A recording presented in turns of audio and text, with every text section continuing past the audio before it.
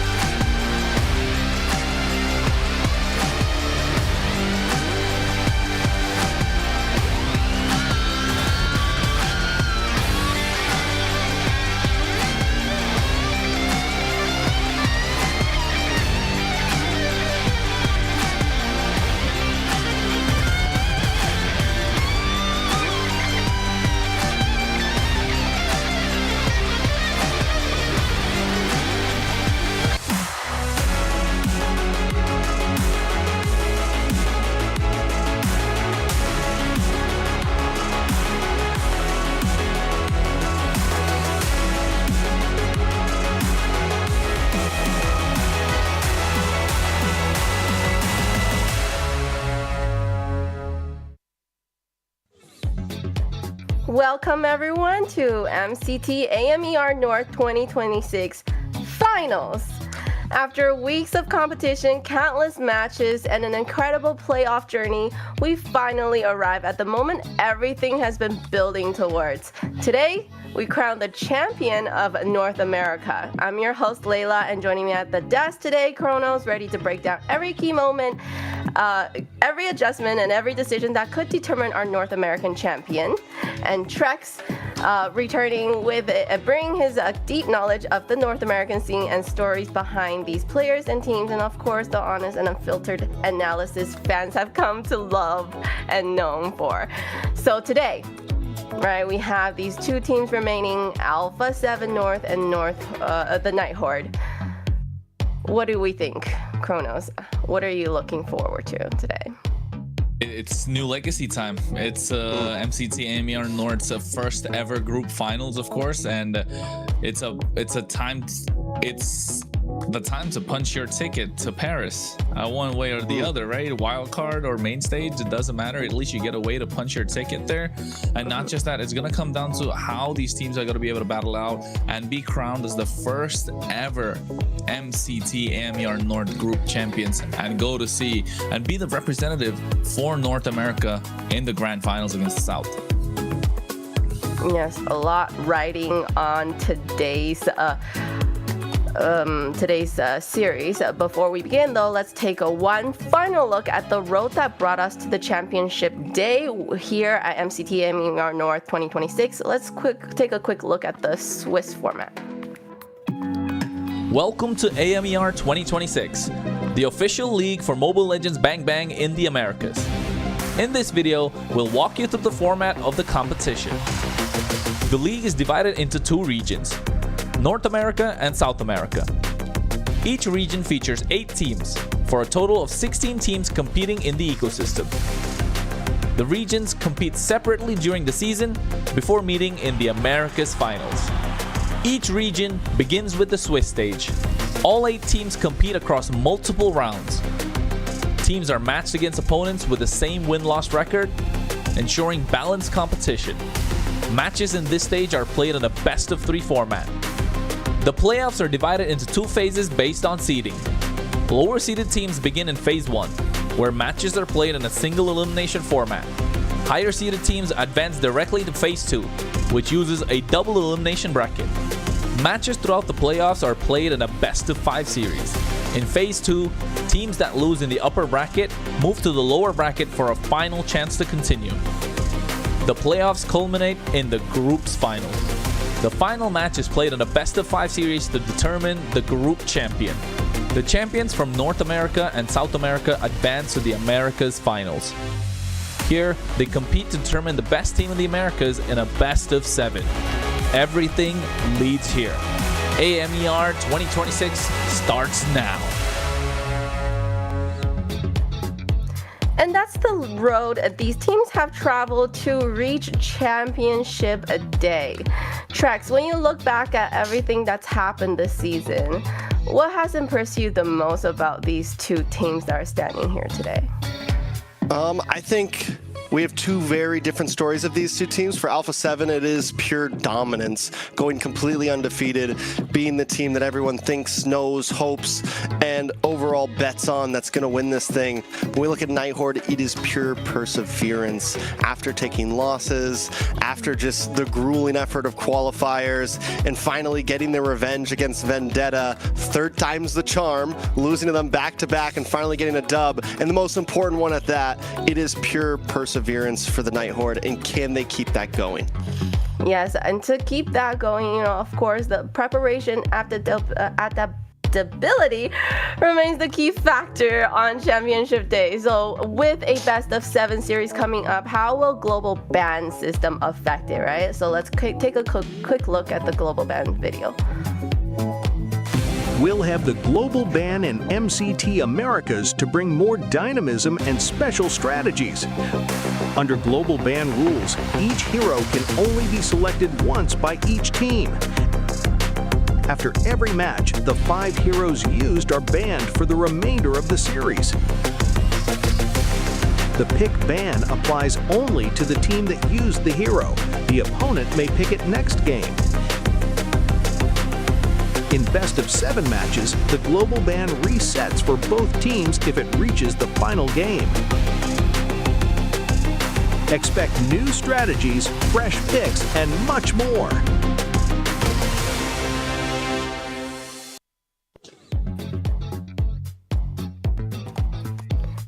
And let's quickly look at the bracket. The bracket is nearly complete. After weeks of competition, countless matches, and unforgettable moments, only 2 teams remain. Kronos? That's right. 2 teams remain indeed after what was a grueling battle, right? For both these teams, of course. Alpha 7 North comfortably sitting pretty in the upper bracket, making their way, was first seed, able to get into the upper bracket, quarterfinals and the semifinals, and then, no, rather not even the quarterfinals, just straight to the semifinals and then the grand and then the upper bracket finals. And now looking at the regional finals that for MCT AMER North. Meanwhile, as Trek said, the Night Horde, grueling perseverance, dropped down to the lower bracket. They did finish seed 2 though, entirely in MCT AMER North, right? And then after that, that's to go through the lower bracket crawl. The Cinderella story run is alive, beating 95 teams to get to this point. You can't write a better story. You cannot write a better story if you're looking for a team. And when you're a team that's just looking at the stream right now and watching like, hey, we want to, play in the MCT next season. If Night Horde are not an inspiration to you, I don't know what else will be. Yeah, and looking at today's schedule, that's it, right? Just 1 series, 1 champion, Alpha 7 North versus the Night Horde. The winner goes on to MSC, which is gonna be amazing.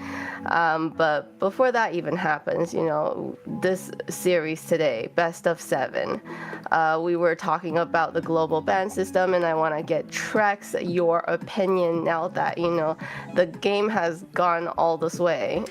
But before then, let's quickly look at the lineup for Alpha 7. So today for Alpha 7, we have Nats, best player. We have Cold World, Zia, and Shark. Yeah, and Alpha 7 North, like we said before, has been a team to be reckoned with. They barely even take any losses, let alone actual match losses. I think overall their record is what?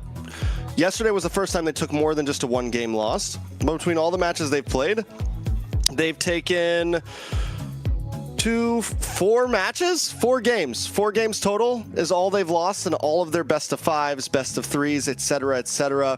Nobody has been able to take them out, and we're gonna get to see a little video from one of the players here right now.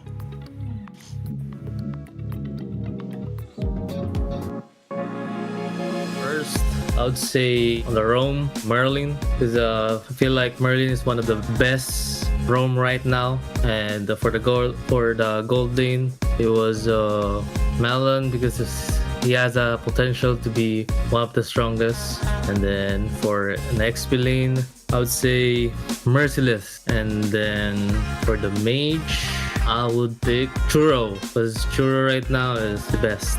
Not the best, but really not an average player. And for the jungle, I would choose Shiro. He's a versatile player. He can play utility and then stats at the same time. That's my 5 players to pick.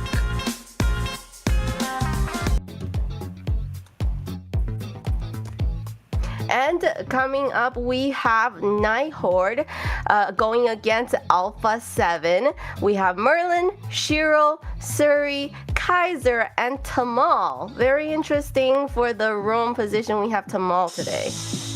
Why do they do this to us? Why do they do this to us? They had fantastic series yesterday, and then all of a sudden they throw a curveball in their grand finals, swapping out not just one. Okay, they swapped out 1 player. That's RR, but they shifted Merlin from roam to EXP, and then I got Tamal back in the roam position. It's a mixed bag. It's a big risk, but where to risk it for the biscuit in game number 1. The best place to do it, of course, the Night Horde, making their way through the open qualifiers, a grassroots team of North America here to show out. And yeah, I think this is probably the best finish that we've seen from every single one of these players, apart from Shiro. Correct me if I'm wrong, Trex, but I think that's the best finish for any of these players, right? Apart from Shiro. Yeah, and I think before you answer that question, also looking at what the Nighthawk are going to bring in, I think they're definitely going to be looking to pull off upsets, those tricky drafts. It's a best of 7 after all, and Merlin, he is an EXP winner. Moving into that direction, you know they're going to be able to play more clean. It just comes down to how Tamal can utilize those pocket picks in these early phases of the game. Yeah, and if Tamal can actually pull that off against Alpha 7, they almost did before. We've seen picks like the Jawhead is focused down on Azia from a different team, but still, we've seen the possibilities of how you can catch Alpha 7 off guard. We've seen the possibilities of how if Alpha 7 does fall behind, they can sometimes not do the greatest under pressure. So Nighthawk bringing in Tamal here, we don't know if this is a permanent sub, if they could be playing head games, but we know that the Nighthawk likes to get tricky, and it's a best of 7, so what better time than to do that now?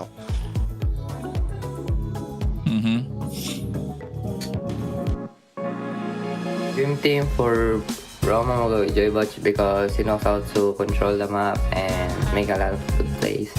For mage, I'm gonna go with Choro because he plays a lot of good mages and his macro is good. For XP, I'm gonna go with Reshi because his sim fight is really good and he knows how to go in and not when not to go in. For jungle, I'm gonna go with Tarzan because he knows how to farm and I like his assassin and utility.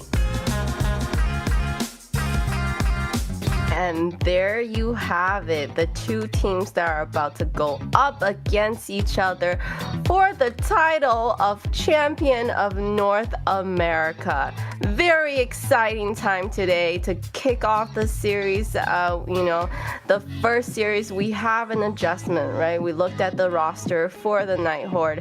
It's gonna be Tamal in the room. Give me a little bit of information about Tamal as a player, Trex, because I don't think I've seen him much throughout the whole season. Throughout this season, we saw him on day 1, and even then he only lasted a game. They immediately subbed him out. We've seen him sprinkled back in, but Tamal, yeah, Tamal's an OG. He goes back to the TSU days, to the New Wave days. Tamal has actually won an NACT before. Some people would say they kind of robbed the other team, but still Tamal he was a legend for a long time. For a while, they thought TSU was going to be the team that could possibly take out BTK in their prime. So is he a bit out of it this time around? In all honesty, from a caster's opinion, from an analyst's opinion, I don't know if he's the roam you really want on the team right now. It's kind of worrisome. But we have seen a lot of teams make last-minute changes after Game 1, Game 2, so that could be what the Nighthawk is going for. Maybe get a cheeky Jawhead play in Game 1, catch Alpha 7 off guard, see if you can get a quick dub, and then swap out Tamal into someone else. Yeah, and speaking of that, let's quickly give a shout out to our sponsor, runestone.gg. Today's broadcast is proudly supported by runestone.gg Esports infrastructure built for people shaping the future of competitive gaming. I don't know what's happening with me today.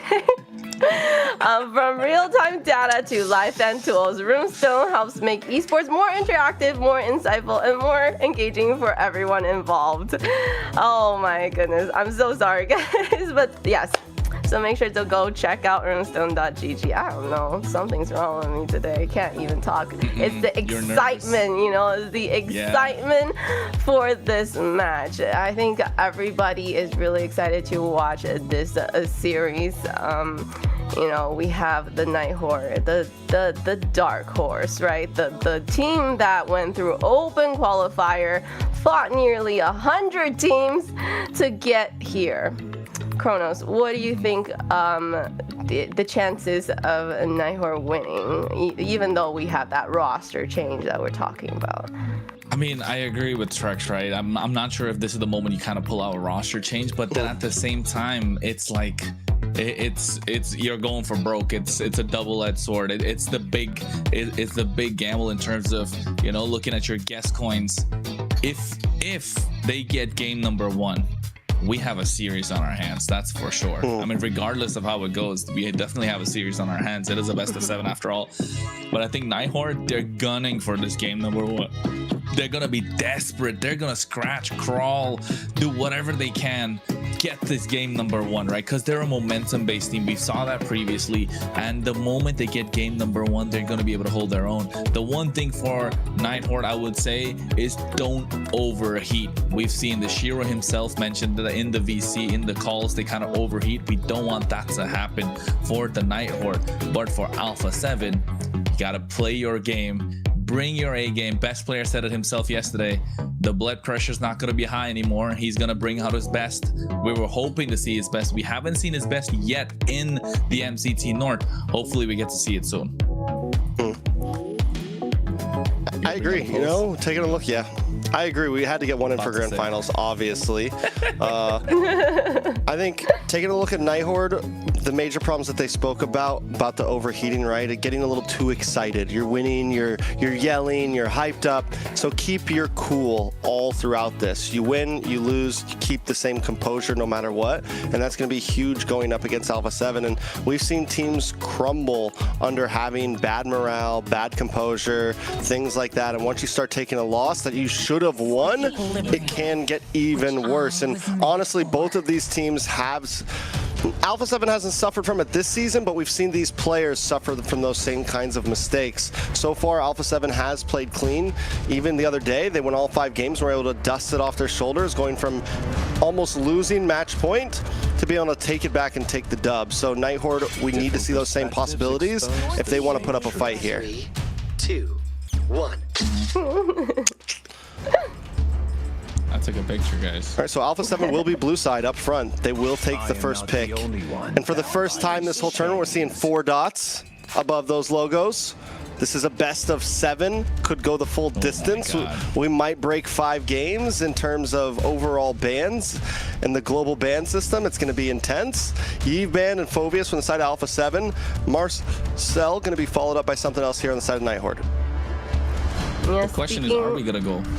Are we gonna go all the way? Is that what you're saying? Because when they said, you know, like best of 7, potentially you have 60 bans when you get to, you know, the 7th game. You know what we say in North America, right?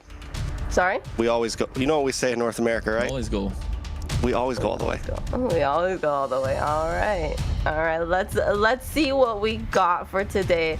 But speaking of global ban tracks, how do you feel about the global ban now? Because I know, you know, Kronos. I came in spectacle. I came in a little questioning. Kronos had to do a lot of convincing. I was a doubter. I was a hater.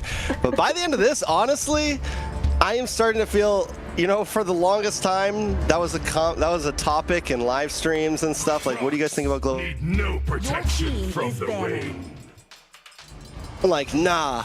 I was disgusted by global ban. I thought it was a horrible thing. Doras and Nanas would pop up, right? No, not exactly. But honestly, it has been probably one of the most refreshing tournaments I've cast in a very long time, and I do think it should really be considered as something to be put on a bigger stage. I like that. Because yes, we have. Moontan's listening. Moontan's listening. Start off what with about MSC, you know? Put it on MSC. Then maybe in another year or two, world. That would be so good, though. Like, get advantage for the MCT teams who are having global bans already. Well, you right there, Layla? it's okay. I make sure to mute myself because everybody was all like, "We can hear you, go." All right, first pick, Hilda over to Alpha 7. Nighthawk gets the response here. Do they lock in? Glue plus. You just go for Claude? Khalid, something like that? Harriet. I think Glue plus Harriet. Blue Harriet. Plus Harriet? Or you lock in your jungle and go for something like the Suyo up front in game 1? Harriet, Suyo. I think Nighthawk, I think you come out swinging game 1.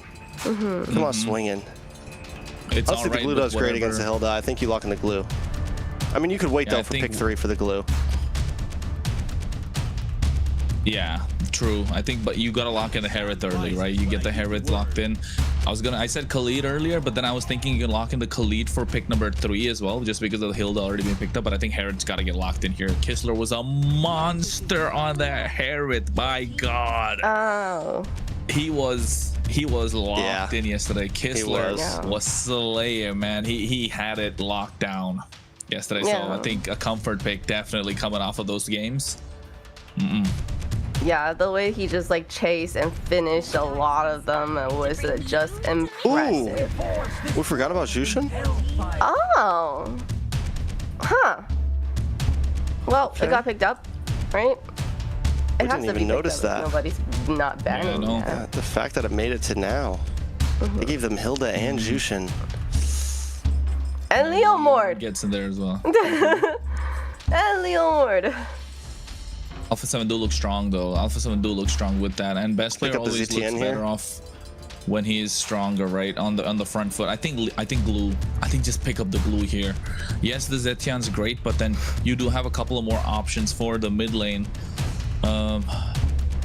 So I think just you have the Valentina, the Zetian. There's also the Katira. There is the Lilia, I was gonna say, but they pick up the Lilia anyway. The Lilia Khalid combo has looked very good, I'm not going to lie. It's hyper aggressive. It's very prone to getting first bloods within the first minute or two. There's just so much damage between those two heroes at level 1 and level 2 that it's, I mean, you could just, you get a skill off from both of them, you land 2 glooms and all of a first skill and you're pretty much dead.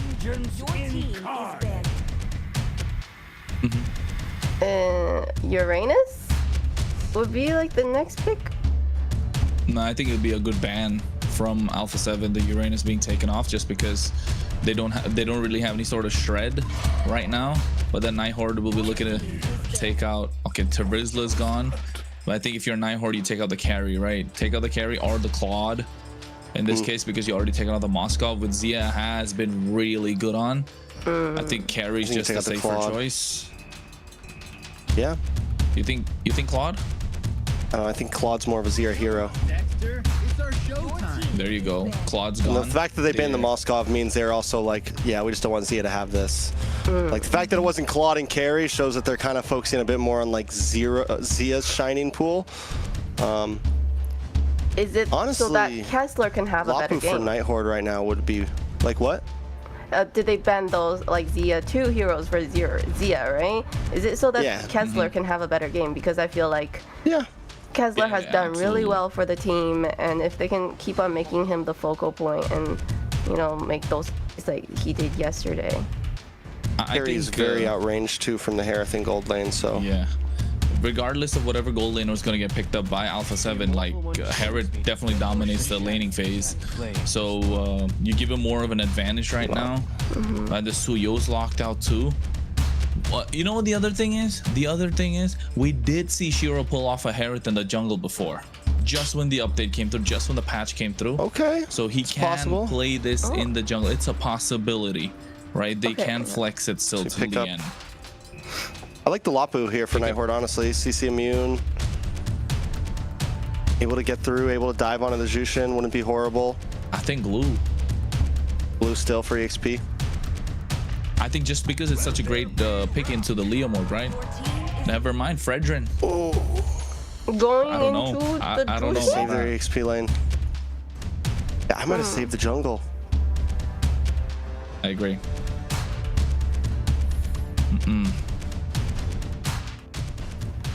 I don't know about that. I mean, I don't. The more we look at it, like there's the Hilda for the poke, then the Paquito as well now to add a little bit more poke to it. He's got he's got a damage buff. Yeah, he's got a damage buff. What is this, EXP lane Paquito? I think EXP Paquito. The slayer of gods. Obsidia. Okay. It does great into the Herod too. Obsidian does great into the Herod. The Hunts of Bone can lock him down. And then you can really just dance around the Fredrin as well. The only problem you see is Lilia on the other side right now. If you're a Nighthorde, you want this Lilia to have a really good game, so you can kind of get that big dub for yourself, especially in game number 1. But I don't know, they're already looking like they want to absorb a lot of damage. They need to play super aggressive in the early game. They have the roam, they have the jungle, they have the mid lane to play aggressive. Now what can they put in the hands of Merlin? That could be a problem. Benedetta, Masha? This is what we're talking about. This is what MCT EXP Masha is made of. This is crazy. Oh, we have not seen a Masha in ever? Have we two even seen two one? debut picks, two debuts. Masha and Paquito in this match right here, and Nighthorde just look aggressive. Outside of their jungle, everyone just wants to jump on you, but honestly, even the Fredrin wants to dive a bit. Alpha 7 North, on the other hand, a little bit of kiting, a little bit of dive. Honestly, both comps, we're looking at this could get messy. This could get messy. A lot of back and forth, a lot of tap for tap, a lot of just quick jabs from both teams. It's going to be interesting. And it's debut versus debut in the XP lane, matter of fact. Layla? That's it. Thoughts? Take us in. No thoughts. I just want to see this because of the debut heroes. Let's go. Ladies and gentlemen, it's time. Every competition begins with a question. Who will be the first team to be the legacy of the region? Tonight is the very first MCT North finals for the particular region. And of course, we're talking about a contender that's come through the open qualifiers and an invited team going head to head for a spot in the mid-season cup. Game number 1 of this best of 7. The first best of 7 we get to see in the global ban phase for the North American side of things. Let's get it. Okay, jumping into game number 1. I like it. It's a vibe. The Nighthorde with a fast-moving composition, but it's not like Alpha 7 are going to be moving slow either. You have a mid laner that can kite very well, keep it moving. You have a Hilda up against a Khalid and a Lilia. I mean, these are two hyper-aggressive core mid lanes here that are looking for plays around the map. Wave clear, he's going to go to whoever I feel like a lot of it just comes down to micro, honestly. Tamal wants to move in, but it's hard for him to do it. In terms of wave clear, we're already seeing best player steal some camps here. May have a little bit of a faster position over the Fredrin. Oh. If he steals this camp correctly and Alpha 7 can stop the Fredrin from coming and stealing the Lizard, it might be a decent advantage for the Nighthorde before the Turtle. And yeah, I think that definitely helps out. Helps out and amplify their chances. But one good thing for Alpha 7 is the fact that it is a dangerous grass map, right? And you know Shark's gonna be super aggressive on this Hilda. And take a look at the emblems as well. Nothing too crazy. Support emblem on Shiro. Apart from that, you can see both these EXP laners. They don't really wanna be clearing waves. They want to get into the fight. They want to be in the thick of it. Killing spree, or rather assassinable master assassin, and the lethal ignition at the hands of Merlin. Meanwhile, we got Impure Rage with a Festival of Blood for Nats. Yeah, Merlin wants to go toe-to-toe right now. He wants to go blow for blow, ban for ban. The thing is because of those health bars, because of how tanky the Masha can be, right? It is tough for the Paquito just to get those one-shots off. A little bit of damage, nothing major, but Nighthorde is pushed back. First Turtle going to Alpha 7, but still no kills on the board. Yeah, Nats doing in for the knockout strike as well. Trying to catch him off guard. It could have been disastrous if they got caught in the knockup, but nothing. Just get the turtle. It's slow. Both teams biding their time, not looking to make any mistakes. Don't want to give away any sort of early advantage. You know Alpha 7 North can run away with the game, especially what they have. Here comes out the Steed as well. Tamal being pushed back at the same time. You can see best player has to make it our harm's way. Quicksand guard coming in from Tamal, and Shark goes in. Looking to take him down, and that's first blood in the hands of Alpha 7 North. And Shiro looking to pull one back. Just not going to be able to do it. Yeah, Tamal goes down, not the end of the world, but with that first turtle plus a kill and the presence from Alpha 7, we're already seeing that gold lead shoot up to about 1,000. Nighthorde, we know last time they played Kistler on the Harith, they were aiming for late game. You have something like a Masha, very similar, still looking for some late game potential. Nighthorde, honestly just need to bide some time, get comfortable, feel okay. Don't let best player get out of hands. Don't let Nats get out of hands on the Paquito either. Yeah, I think definitely that's one of the important factors. You see already they're trying to pounce upon him. Tamal to spin around with a scimitar. Trying to zone out Nats as much as possible. Unlock Merlin. The moment Merlin's not attached to his lane, it becomes a problem, right? He's breathing down the neck of Alpha 7 North. And you can see already, they're going at it. Thunderclap after Thunderclap, but Nats might be able to get away with this one. Goes for a jab. Oh, the 1v1s is what we want to see, but at the moment, it's more than the 1v1s. It's entire team play coming in from both Alpha 7 as well as the Nighthorde. Who's going to be the one to get some sort of advantage early? Alpha 7, on the top side, forcing a flicker from Merlin, and now looking to invade into the purple buff at the same time as well. Yeah, Tamal goes down, not the end of the world, but with that first turtle plus a kill and the presence from Alpha 7, we're already seeing that gold lead shoot up to about 1,000. Nighthorde, we know last time they played Kistler on the Harith, they were aiming for late game. All right, so what do they do from here? Can they contest this? Nighthorde gave up the last turtle pretty easily. You got the Brethren. This is something you should really be fighting for. A lot of damage though on Shark. Shark unfazed. You can see the lantern coming out from Cold World. This becomes a problem. Brave's Wrath already dropped down Zaman Force at the same time. Tamal trying to buy some time, but Shark gets to the back line and able to take out one.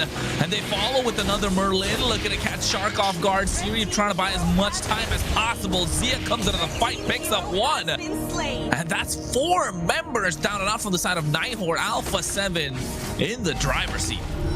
Shark was headhunting. He's been headhunting. He's 2-0-1 right now on this Hilda. He got pushed out of the jungle, but once he knows Shiro's health is down to about 10%, he's like, wait, I'm coming back for more. Nat's just locked in the Hunter Strike.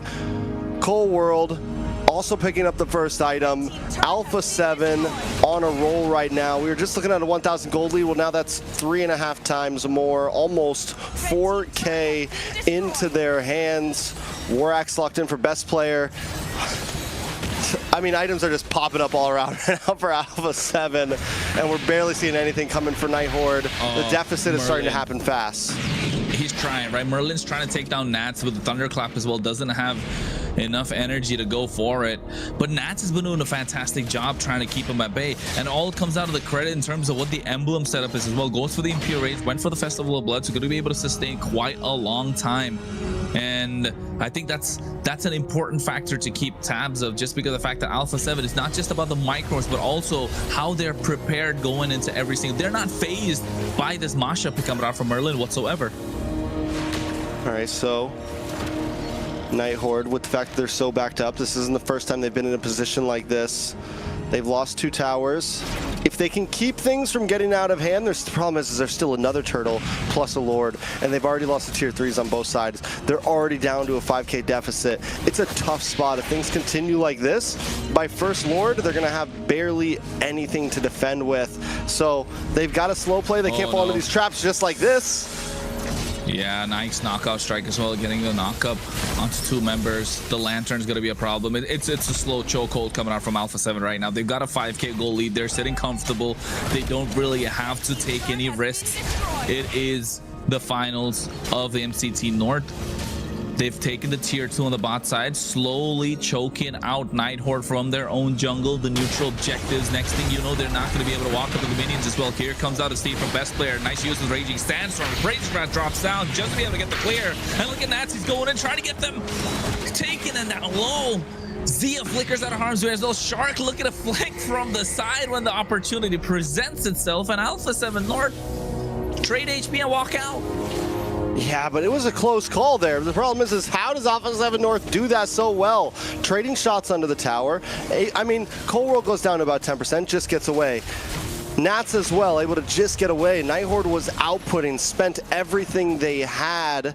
It's getting closer, but it's still very hard for Nighthorde to try to do something like that outside of even under their tower. Best player gets a turtle once again. Hunter Bone already locked down as well. You can see Kissin dropping the Zaman Force. Merlin taking a lot of damage. Shiro's gonna be the first one to fall. Yes, he does in the hands of best player Shark, trying to buy some time, but Merlin gets taken out of the process. And now Zia's online as well at the same time. Lantern Flare to pick up Kistler and put him down. He has to Purify, hasn't used it. They're so good at utilizing their skills, layering their skills, creating the space for the rest of the team. And now with the help of the beacon, they zone out Nighthorde completely, take away the tier 3 in the mid lane. It feels like tier 2 is gonna be next because there's no one to defend it whatsoever. Yeah, at this point they're taking holy defenses and all before Lord even spawns. Minutes before Lord even spawns at that. It's 80 seconds still on the map. And Alpha 7 are already knocking at the front gate. Nighthorde. This isn't like last time where Kistler had really decent time to pop off against Vendetta. This isn't what we saw before. He's just getting the feather in. And we're looking at least 3rd item. Well, he needs at least Crystal before he's outputting something major. Definitely, at least the Crystal for sure. But you know what? Even along with the Crystal, is it going to be enough though? Because Shark's already got the defensive items going. Cold World definitely has a lot of shields. Going to be able to kite quite easily. You can take a look at it. Just built the Silence Robe. They got the chance to spawn to slow down that Feather of Heaven. And Cold World's building into a Blood Wings at the same time. Best player already got the Queen's Wings locked down. Sky Piercer for Zia. That's going to be a game changer. We've seen what he can do with that. On the other side, though, Shiro, only a Brute Force Breastplate. Building to an Oracle. Oh, Nats gets a 1v1, or maybe gets the gank. Either way, whatever happened. The problem is, did you see the deficit, the gap right now between everyone on Alpha 7 side? Almost all of them have a 2,000 gold lead over their opposing laner. Nighthorde, even if you get the perfect play, there's no damage. There's not enough. Shark could probably, he's the roamer, and he could probably 1v1 just about everybody on the Nighthorde right now. And the thing is, it's the dangerous grass map as well. Look how deep Shark is.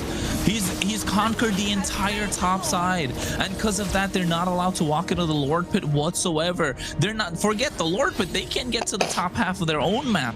And now look at the Raging Sandstorm. They know Nats is there, trying to get him Flicker covered out as well, but Nats able to make it our hardest way, but the damage is down. They've expended so many ultimates just to take him down, and now they found the opening. It's a 5v4 for this defense. The Lord is coming on the bot side. It's gonna be enough to buy Nighthorde some time, some valuable and precious time. Yeah, can Tamal get away here? He's gonna have to be careful. Alpha 7, minions coming, Lord's coming soon. Yeah, did you see that damage though? The damage on the Tamal. And you can tell, right, did that change really work out? Is it in the favor of the Nighthorde? But one good thing we've seen from Nighthorde before is they don't mind playing sacrifice to make sure Kistler pops off, and that's what Shiro needs to do at this point. They're looking to take down the Lord. Black Shoes already popped in. Shark going in onto Kistler's. Demon Force used up. Merlin looking to go to the back line. Flickers against Z as well at the same time, but he's able to flicker out of harm's way. And Cold World able to get the kill. Here comes the re-engage. They're looking to take one down. They trade best player for it, but Zia's kiting has the damage. And Tamal is running for the hills. Flickers out. Mid lane inhibitor is going to be the next one to be locked down. With the help of Cold World, they should be able to take it, but Kistler says no. With the help of the Zaman Forest, Shark, as well as the rest of Alpha 7, will have to back up and respect the damage that Nighthorde can put out. Honestly, Nighthorde played that very well. It was dangerous play to go out there and try to get the Raging Sandstorm. Merlin falls. Instead of just letting him go down, Shiro and Tamal follow up and are able to find best player there. And a trade like that is definitely worth it when you're in the Nighthorde shoes right now. When you're this far behind, any trade, any even trade, is a win for the losing team almost. You're able to get some gold. You're able to kind of open up some space, stop Alpha 7 from continuing the push, and Nighthorde get a decent defense. It's only 12 minutes in. Wait, did we just trade Sky Piercers? Yeah, no, did you just see Shark pick up a Sky Piercer? That's what I'm wondering. Yeah, did Shark just pick up Sky Piercer? Yeah, Shark picked up a Sky Piercer. Yeah, had one earlier. He's got the Holy Crystal. Hey man, live your life, Shark. He's 2-0-2. He's on one. I mean, they were watching. He could sell it later. They were watching what Nighthorde were doing last night, right, against Vendetta, when you know Kistler went full glass cannon, and the glass cannon means not a lot of defense. And Shark, he does have the Fury Hammer, probably going to build in the Blade of the Heptaseas, and with the help of the Sky Piercer, start racking up some of those kills. Siri opening up the map for the Nighthorde, does have the black shoes. It's going to be crucial that he does so. And then, you know, after baiting out a couple of skills, then when you know they can go for an engage, kind of old school Lilia kind of plays. Yeah, I mean, there's definitely possibilities from the Nighthorde here. They have the combo potential. Shiro, though, has to be able to step up, and maybe they can give one more Lord here. They do still have decent siege defense. You have possibilities, but Shiro does make the engage. Might have been a mistake. Yeah, Shiro not looking hot at the moment. The Cold World able to pick up Merlin as he tries to go to the back line. Appraiser's Rat dropped down onto Nats. Shiro able to survive, but Tamal's going to be the sacrifice. Zia picks one up and gets the stack of the Sky Piercer. Shiro trying to buy some time. Kistler and Siri are running away, but they're going to get flanked. Shiro, again, he's going to go down eventually in the hands of Zia. Meanwhile, they do trade Shark for it. Now it's just Kistler and Siri up against 4 members. The Lord coming down. It's 7 seconds on the clock for Merlin. This Masha has not been able to do much. It's not been able to do much. Neither has Kistler. Take it down. The crowd control, the layering of skills, Alpha 7 North have come out to play. They've come out to make a statement. And look at Nats with a knockout strike catching 2 members. The nice Raging Sandstorm catching 2 members as well. But Nighthorn are doing the best that they can to try and defend. They just don't have the damage. They don't have the crowd control. Hunter Bones already locked it from Zia as Alpha 7 locked the crystal. Game 1 in this best of 7. A statement victory. Second Lord was all it took, and Alpha 7 take game number 1, starting things off in a speedy fashion, starting things off aggressively, showing why they got to this this North final slot first. All right, how do we feel about the Masha and the Paquito? You know, I'm assuming it's because it's a best of 7 global ban system come into play. We don't want to use up all of the nice XP that we really want to use for now, right? How did it go though? Because of the global ban. Yeah. That definitely was the plan, right? We were thinking about what a Tamal special Jaw had probably come out on game number 1 where they could get something in their hands, but they kind of went down the other route, still letting the problem child be a problem. In this case, it just wasn't a problem enough. Alpha 7 kind of knew what they were in for and slotted the Paquito for themselves, knowing that if there's any hero, that any player on their team that they can flex in terms of what hero they can pick up, it is definitely Nats, because he has been a standout performer for Alpha 7 throughout, right? Nats entertainment has been entertaining throughout the MCT. He has been the difference maker in every single game, the brick wall that every single team has to get past to get to the back line of Alpha 7. The moment he's not performing, that's when Alpha 7 starts to crumble. We've seen that happen before as well, even yesterday in the upper bracket final. But Nighthorn in this case, Nat's just not phased by this Masha whatsoever. Yeah, the Paquito looks great, if that's the question, right? The Masha had some possibilities there. I feel like the damage, at least in answer to the Paquito, wasn't bad. But once Merlin started falling behind, there was no real answers. But the Paquito, I could see it get played again and wouldn't doubt it, right? Especially if Nats picks it up. It was clean, it was aggressive, it allowed the damage that they wanted, while also being a great space maker, you know, working as that EXP laner to kind of hold down the front line.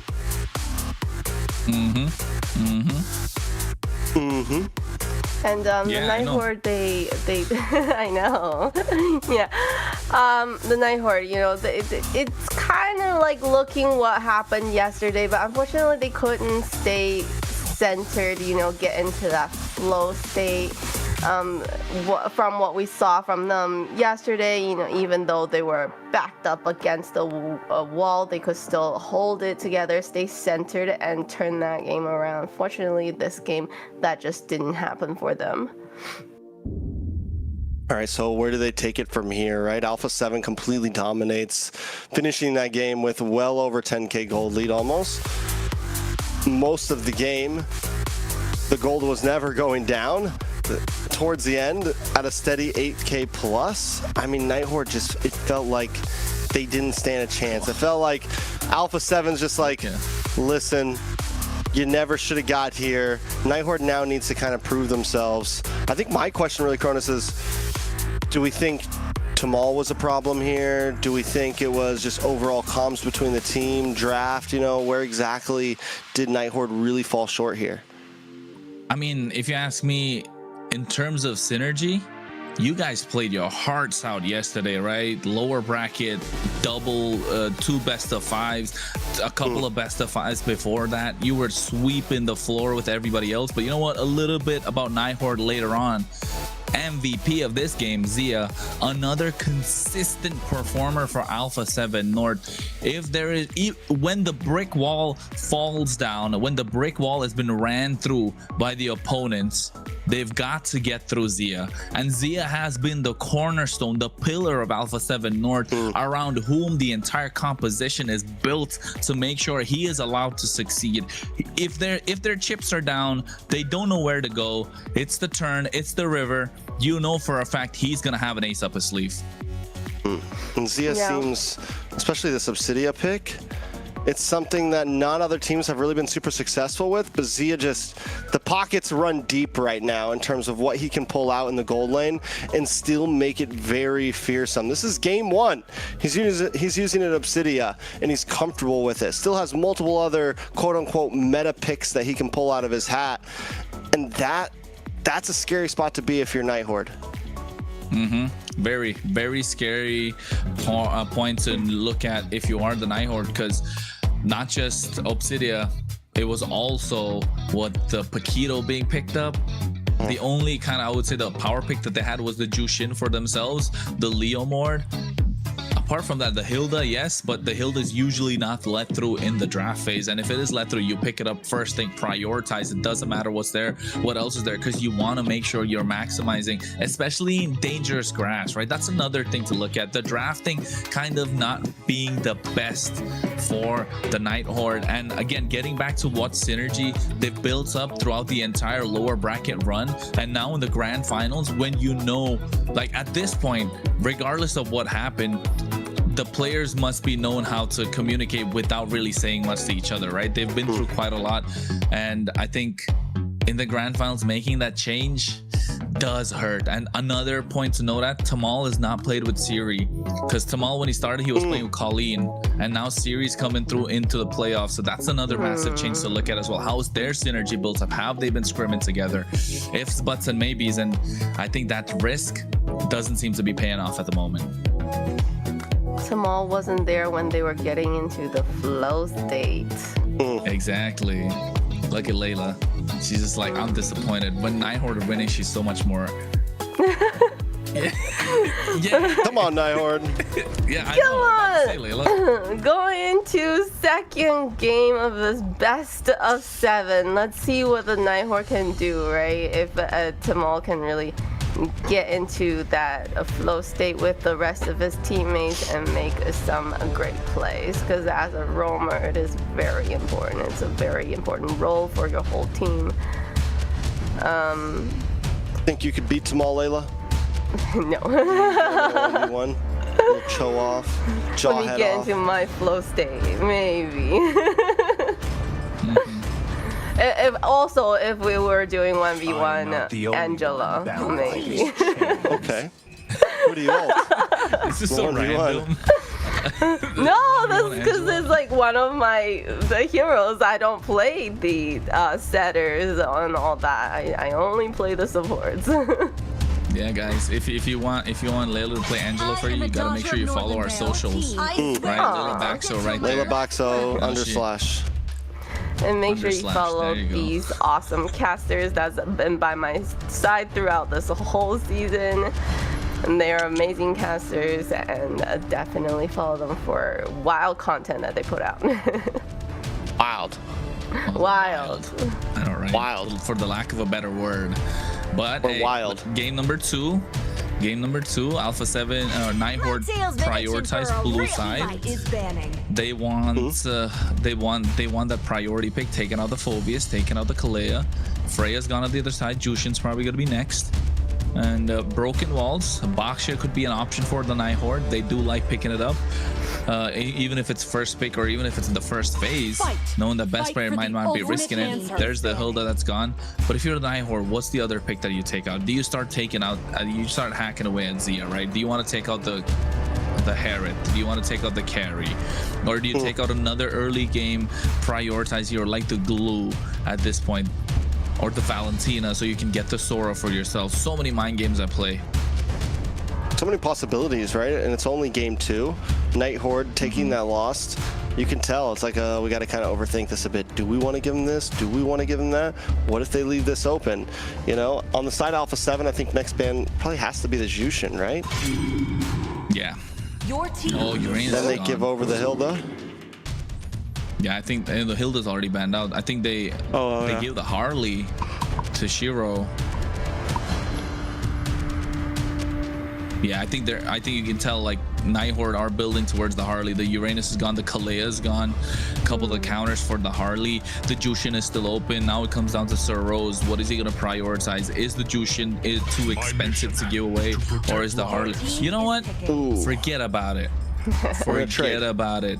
Forget Trade. about it. But they can't even trade though, right? They can't pick up the Jushin, so prioritize the Harley here. You just take Harley if you're Nighthorde. Yeah. Harley and Jushin in the same game? Sheesh. But then I like the high-low span just because of the fact that it doesn't amplify what they can put out. The high-low Jushin combo, the high-low's creating the space for the Harley. You're dominating the river. Expose the same truth. 3, Marcel. 2, Marcel. 1. And Shark has been looking very good on the Marcel, Layla. I think been getting better. earlier today I saw a clip where Marcel saved somebody from Harley's ult with the golden hour. I was like, what? And then I was like, so impressed. I was like, so the Marcel, interesting. Okay, and the Harith. Oh shoot. Harith in the hands of is. Zia. All right. Harith You can tell the unbiasedness is starting to show. The shoots are starting to come already. Yeah. Too. Yeah, I'm about to say. No, but I think Alpha 7 are starting to get comfort picks, right? Shark is getting better and better on this Marcel. It's a hero that I needed to figure out, iron out all those wrinkles, and now all of a sudden, Marcel. Yes, Marcel is a really strong roamer, kind of busted, but starting to get better and better in the hands of Shark. Harith. Do we really need to talk about that hero at the moment? It was standout hero for this entire weekend. The Jushin as well as the glue being locked in. So this is good. They're able to create some space. Disruption definitely there. And now if Alpha 7 decide to go for a Basha, it's not going to work out. The Suyo is probably one of the only other options left for best player if they want to maximize what they can do in the jungle. But already taken care of. They have loads of magic damage on the other side to counter him. And I think I still think the Suyo's not a horrible pick. They just need to think about how they approach it. But jungle might be the pick to lock in now if it's going to be the Suyo. If it's something else, you can always kind of just wing it, but it's kind of tough. I think Suyo is your best bet. Maybe the Hayabusa. Hayabusa could be another option. Go for the Gwenny. More magic damage though. The Guinevere is nice. I like it just because of the fact that you have that spatial migration, right? That extra clone to kind of like be able to get out of harm's way very easily. And it gives the option to make outplays. The only thing is now, what are you going to pair it up with to be able to amplify that Violet Requiem or keep them in these fights longer? We've seen the Kalea get picked out to pair up with the Guinevere. You get the Revitalize to make these fights last longer, at least for your team. You have the heal. The option is definitely a chance. You know what I'm thinking? Kalea's ban. You know what I'm thinking? Belleric EXP. For Alpha 7? I mean, we've seen enough of Belleric to maybe, I wouldn't be surprised if they pull that out. I mean, just talking though. I don't think it's great in terms of into the lineup of what Nighthorde have, but yeah, just to keep them longer in these fights that revitalize. Just because the Kalea is not present, it does provide that other extra side of things for Alpha 7 to find angles in these team fights. Again, taking out the Moskov, the Alice is gone. Another marksman, the Claude. I think that's another band you want to look to make sure Kistler doesn't have a good time, not able to dive into the back line. The Blazing Duet, get those macro plays down for themselves as well. Or unless they want to take out like a Yu Zhong or a Lapu Lapu. Lapu might not be bad. I don't know, honestly, at this point. Nighthorde, like, I'm vibing with Nighthorde's draft. I think the first 3 picks, you've got something very solid. You got something powerful. Alpha 7, on the other hand, still need to kind of round this out. The Guinevere had a horrible win rate yesterday. I think it lost every game it was picked up in. Even after landing great Violent Requiems, even best player lost. Didn't he lose with the Guinevere yesterday? Yeah, he was terrible. He was terrible on the Guinevere. I think he knows it himself, so he's got to. He said he was going to be better though. He said he was going to play better. I know. He definitely did. I asked him as well, like, yo, come on, bro. Like, this is not the best player we've seen. So is he going to be able to redeem the code right this time? I think that's what we're trying to see from him. He's trying to do a redemption Gwenny game here. You're looking at We'll the see. future champion. We'll see. They get the Yuzong. For me, the Guinevere could be something you pick a little bit later, because right now, if Nighthorde wants to switch up their playstyle, maybe pick up something like a CC here, just something, just a lot of fast-moving picks. Like, who's even your target, right? It's going to be hard to hit the. It's going to be almost impossible to hit the Harley. The Jushin as well, able to constantly move while attacking. Only the Gurulu is a simple shot right now for Guinevere. But even then, like, the glue can play with a flicker. It's not a terrible idea. The Beatrix, that's a nice option. Well, what are they gonna go with the Beatrix though? Are they gonna get something locking them? I made the Kaja, put the glue into the EXP. It does make sense to a certain extent, but unless they want to go for Jaw, Selena, there they go crazy. They go crazy. Maybe overcooking. Wait, so is this Selena Rome? Selena Rome? Yeah. With the Jushin and then glue in the XP? There's a lot of whole lot of magic damage, but they do have the Beatrix though, as a possible Lilia, you know, physical saving grace towards the end. Lilia from Alpha 7? Yeah, I think so. Zetian, yeah, wouldn't be bad here at all. Too immobile. Lunox, no, Kadita, Eve is not so good. I think Lilia. Kagura. We've seen it before. Fighting magic with magic. Oh my goodness. A lot of magical damage across the board. We'll see. Yeah, from both sides, honestly. Yeah. Both sides are sitting with like one physical damage dealer. See exactly how it goes. Kronos, any thoughts on the drafts? I think it's I think Alpha 7 definitely looked much more solid in terms of the draft. Nighthorde just needs to find the aggressive start, otherwise it's gonna be difficult, man. What do you think, Layla? It's interesting to see, you know, when these finalists come in. It's definitely not what I was expecting. I expected to have, you know, balanced team, but this is a lot of magical damage for both of these teams, and fight magic with magic. Let's see who wins. Yeah, and we're gonna find out. Magic with magic. That's what Layla Logic says. Well, folks, they're from the open qualifiers to the regional final stage. The group of North wants and needs a winner to face the South. Oh my God! Never mind. Forget my spiel. That sheesh, they were able to fight first blood right out the gate. Shark tried to get in deep. He paid the price. Smell blood in the water? Walks into an abyssal trap, and Siri finds first blood off of the help of Shiro. And Nighthorde have advantage. Shiro looking to get into the golem as well. What are we looking? This is the second time in MCT we've seen a kill before the split screen goes into the main screen. The junglers haven't even started taking their jungle creeps. And Nighthorde able to get advantage. Oh, Merlin gets taken down on the bot side. Wait a second. Whoa, wait a second. This is they've thrown another doozy. They've thrown another doozy. It's Merlin with the Jushin in the EXP lane, Siri in the mid lane with the Selena, Rome glue. Oh, you know what? Nighthorde, after what was many clean games, coming back and living their MO. Expect the unexpected, and Tamal goes down. It's messy. They're trying to catch Alpha 7 off guard, but it's not working. They're not phased. Merlin's already gone down once. They gave first blood, but Alpha 7, they still hold their own, keeping composure. Yeah, I'm still having trouble making this make sense. Make it make sense. It doesn't make sense. Jushin EXP already taken a death as well. Tamal just takes another one. Alpha 7, on the other hand, Shark goes down. It's game 2. Nighthorde, they went from keeping themselves together all throughout the playoffs bracket to completely just getting out of control in the grand finals. We felt like we weren't going to see this side of them, and here it is. You know what? I think they're just letting loose, man. They've had enough. Oh no, Shark! Not again! Not again! Not again! He's taking so much damage. Magic comes out as well. Oh, the golden hour! Not gonna help him whatsoever. gets taken off again. He tried this early. He tried to invade.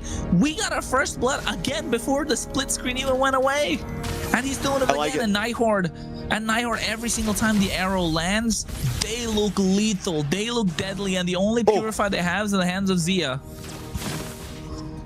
Siri is sniping right now. Long range, landing, back to back. It's not going to happen to Shark, but look at the guess, knowing Cold World might try to come through that bush. Even the anticipation from Siri right now.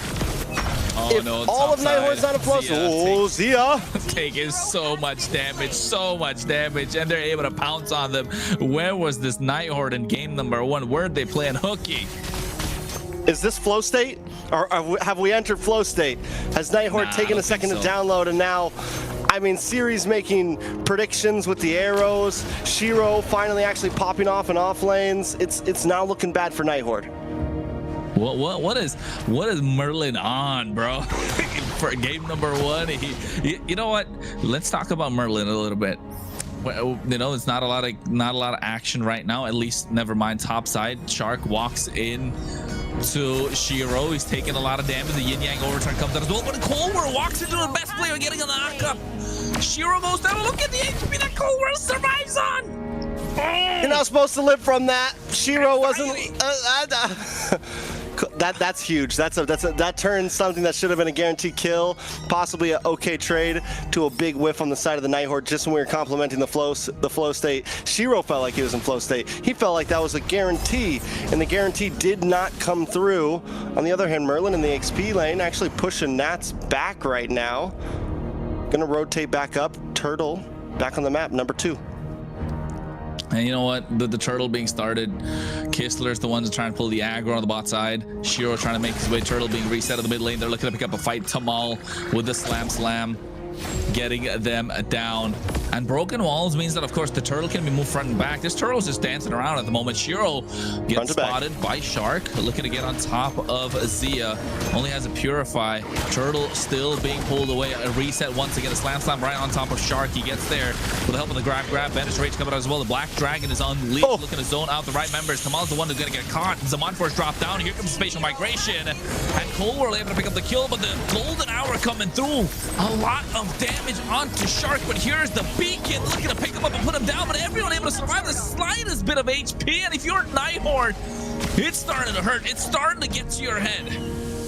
Yeah, Tamal 0, 2, and 1 gets the grab there, flickers and miss. Whoa! Whole lot of damage. That is insane right there. Overall, Nighthorde is his start. For a second, it looked okay. For a second, it looked plausible. For a second, it seemed like game 2. Maybe they're fighting back here. But Alpha 7 showing once again, listen, your antics won't work on us. Your insanity will not crack through our consistency. We've played these games before. Shiro gets picked off 1v1 on the bot side. Nat's able to use the Petrify. And somehow, some way, Alpha 7 North not phased. And this is what the mentality of a champion team feels like or looks like, right? That's the difference between the goods and the greats. That's the difference between you know what? I don't want to say, unless I might get into trouble for using these metaphors. So yeah. Whoa! Calm it down. But purple buff does at least get secured by Shiro there. He is forced to use Retribution.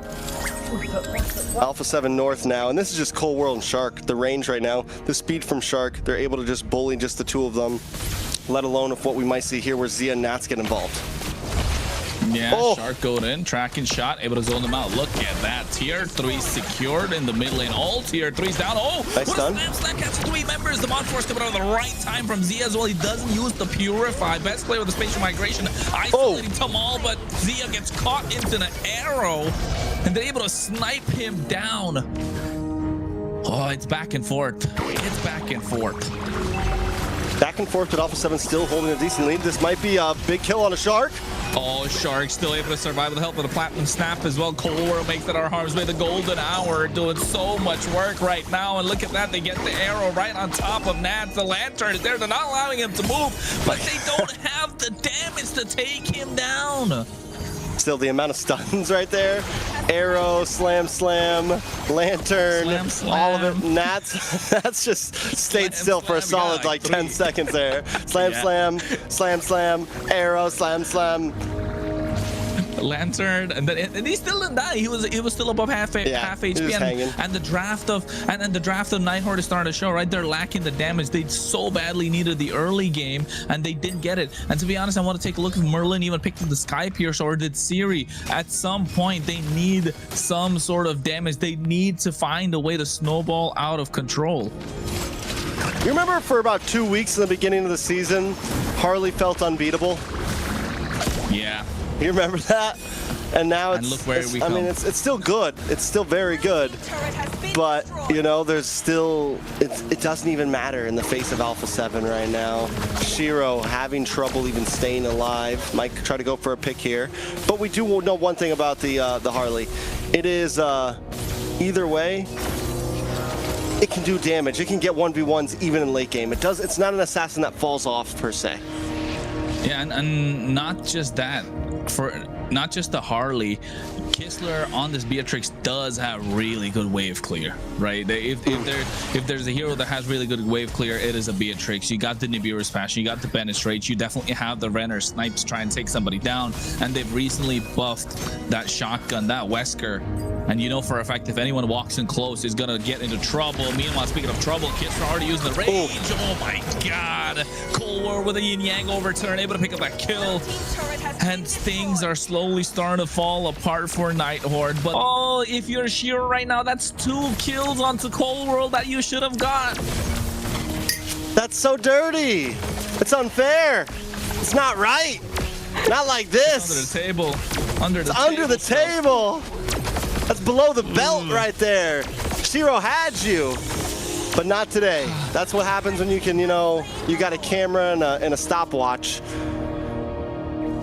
Marcel, able to completely reverse things back. Nighthorde, what do they do from here? I mean, that just makes... They've done this before, right? They've held their own, they've bought the time, get to super late game, and they can make something happen. But best player, what a spatial migration. Violent Requiem, look at Zia, look at it clean up. Tamal falls. It feels like Tamal, his presence is just not there in this game compared to what Merlin could have put out in their own position, what RR has done so far. Conceal play coming out from Shark. He just wants to get as aggressive as possible just to get the tier 2 in the mid lane. The Lord is not even there yet. All right. That means we're going to see a big breakthrough possibly here. Wave coming down the mid. Secondary waves behind these Lords. Luckily, they do have an Holy Defense up. And like you said, Kistler does have decent wave clear. Oh. Golden Hour comes down. Oh, the shield gets popped too, and the Lord gets saved. This is nasty. That's very dirty right now. I don't know if you caught that, but Kistler, he gets caught all right. Zia's able to pick up that kill. There's a Encore still there. Look at the spatial migration come through with Elf of the Wild Requiem and the Winter Crown. Oh no, Nighthorde are falling apart. 3 members are down, and all 5 from Alpha 7 North are standing. Shiro's trying to buy some time, clear the waves. It's not gonna be enough. 2 games back to back. Alpha 7 North dominate and showing levels to this game. You want to talk about flow state? Alpha 7 right now is in flow state. Shark, every single golden hour mattered, whether it was aggressive, whether it was defensive, or whether it stalls the Lord and lets a minion through for a split second so that you can pop the Holy Defense and get the break in. Every single, I mean, it's just every frame mattered for Alpha 7 there, and they made it look easy. Yeah, at the beginning, you know, we thought Shark was gonna be Sharkman Soup with that pick because, you know, we feel like Marcel is definitely not the kind of hero that he uses, but hey, he definitely was able to utilize Marcel really well. Cheeky plays with Marcel as well, so good for him. And you know what? It's global bans. They've already used up the Harley and the Jushin and the Glue in one game, and they put the Jushin in the EXP out of all things. Oh, Trex. Is it time to go back to yesterday's roster? I was gonna say they should have started with that. Did Nighthorde to Tamal, man? Did Nighthorde beat Vendetta just to give us this? I'm saying it. Did they? they've overcooked, right? They overcooked a little bit. I don't know. The oven's been hot for too long. The oven got preheated at 500. It's supposed to be at 350, my guy. It's not where you want to be. The crust is starting to burn. It's not golden brown no more. Oh, well done. At this point, well done. Hockey puck, bro. A hockey puck. You heard of Beef that? jerky. Yeah, I know, right? At this point, no medium rare, nothing. And Nighthorde have just they have nobody else to blame apart from themselves, right? At this point, with the way that both these games have been played. Alpha 7, it's not like they went crazy with these games. Yes, there were highlight moments in game number 2. Cold War surviving that one. The golden hour coming through again to save him. The golden hour on the top inhibitor, just to make sure they pop that holy shield before the Lord can get in. Yes, small moments of brilliance coming out and shown by Alpha 7 North. But it was a regular game. Alpha 7 North just doing what they do best. Nothing out of the ordinary. They did not push them to the limit. Best player hasn't been tested yet. Yeah, best players. I mean, none of them have been tested yet. It's 2 games right now of Alpha 7 just completely dominating. We've only been live for an hour and 11 minutes, guys. You know what I'm saying? Alpha 7 we put off a whole shift yesterday. Did 8 solid hours. Alpha 7 giving them the works. Nighthorde, bring out the flow state. Let us see your second form. Give us something more, because that right there was not cutting it.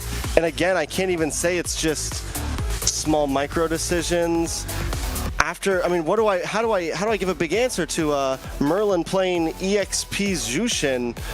Cold World, on the other hand, had an amazing game. Kagura hasn't always had the best moments, but Cold World has been showing up on it, especially in this game here. 5-0 and 3 was just constant pressure, able to outrange the Jushin, able to stop the Harley in its tracks, able to kind of just keep them at bay and get those items in so quickly that the damage was coming soon. Picks up Sky Piercer Kagura at that. I like the Sky Piercer on Kagura. Yeah, I know. I'm saying it's aggressive though, and the fact that they didn't give the Sky Piercer to someone else to flourish on. It's like, listen, Cold World, you're gonna do this today. Now imagine she also had a flame shot instead of flicker. Hey. You take the weapon. It's on you today. Prove yourself. Yeah, Layla, and you can tell with a performance that they put out as well. MVP, Cold World, these golden hours, man. The golden hours coming in clutch, able to survive. And need we say anything more? It just felt like they backed themselves into a corner. Off meta picks, off brand picks. Yes, we're talking global bans, but I mean, it could be a strategy. They don't use the great picks in the first half of these best of 7, and then we get to see who's not using the great picks. I mean, Beatrix, they could have used the carry. I don't know. Can we even justify the Jushin in the EXP lane? They used the Jushin they used up their Jushin just to put it in the XP lane. They used the most banned hero currently just to put it in the EXP lane. I'm sorry, I'm not going to sit here and defend that. No, and like you said, did we go through the 8 hours, 12 out of 15 games yesterday, all for this, right? That's the question right now. Nighthorde are a great team. We've seen them play at the highest of levels. When they're locked in, they are locked in. What happened today? Where is RR? What happened to RR? I need answers. I'm trying to find out. Okay, that would be good. It would be great to know what happened and for the reason for that roster change, right? It was really unfortunate, and I think all of us here are hoping that we get that Nighthorde roster that we saw yesterday, because I think if they would have given us a show. Unfortunately, Answer is banning. Is it happening? It's not. I think Tamal's with us for the whole series. Tamal's vibing. He's hanging out. He's doing his thing. It's 2-0, Alpha 7. This time Nighthorde switched it up. They're going to opt for red side. Hilda banned from Alpha 7. I am a daughter of Northern Vale. Nighthorde takes out the Freya. 10 bans already on the map. If it continues this way, we still won't get to see what 6 bans of global ban look like.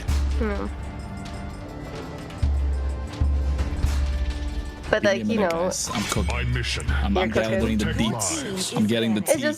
it just would be amazing, you know, if you actually make it to Game 7 and then all the bands are gone and you get to pick whatever you want. So that would have been a great game to see. Yeah, just back to the basics, back to the drawing board. Freedom at last.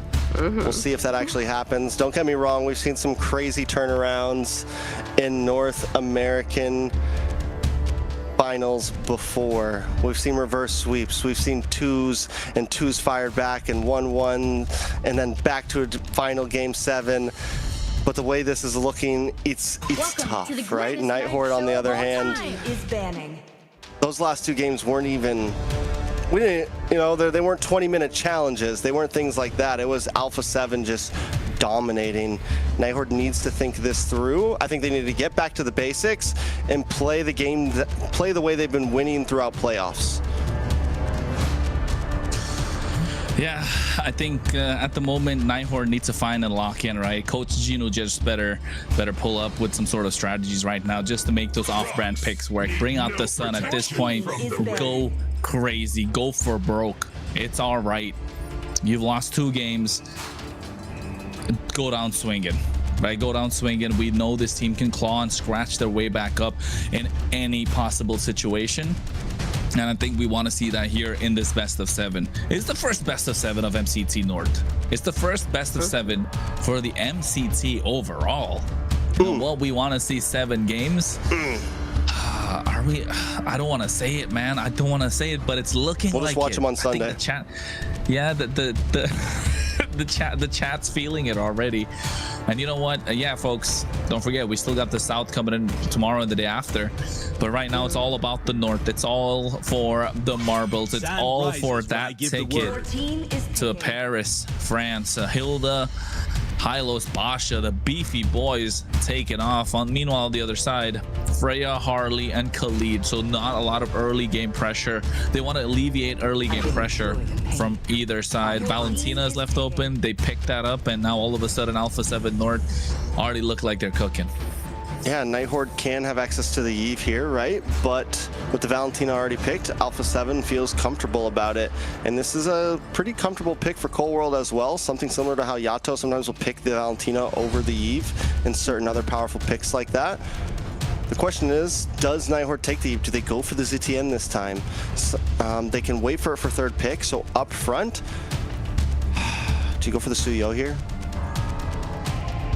Suyo plus so, 1. right? Suyo plus, what is the plus? Yeah, Suyo plus what? Carry, maybe go for the Claude Your team is picking. for Dragon. I didn't like that. Claude I would think have been so much better. yeah, Claude, and then you lock in your Mage and save EXP lane for later. Claude Yeah, here. I feel like Claude with plus. the way that they're in the red Because they do side, still have a lot of EXP lane options. and they shouldn't be Layla. picking a hero without counter picking because they have the advantage There you on go. their side. Claude plus, they can say jungle to the end, to be honest. Fredrin's still available here. Leomord's gone, Guinevere's gone. They don't have the Basha, they don't have the Harley, no Suyo. They can Joy's take blue another here. option. Yi Sun Shin is an option. They can pick up blue for themselves.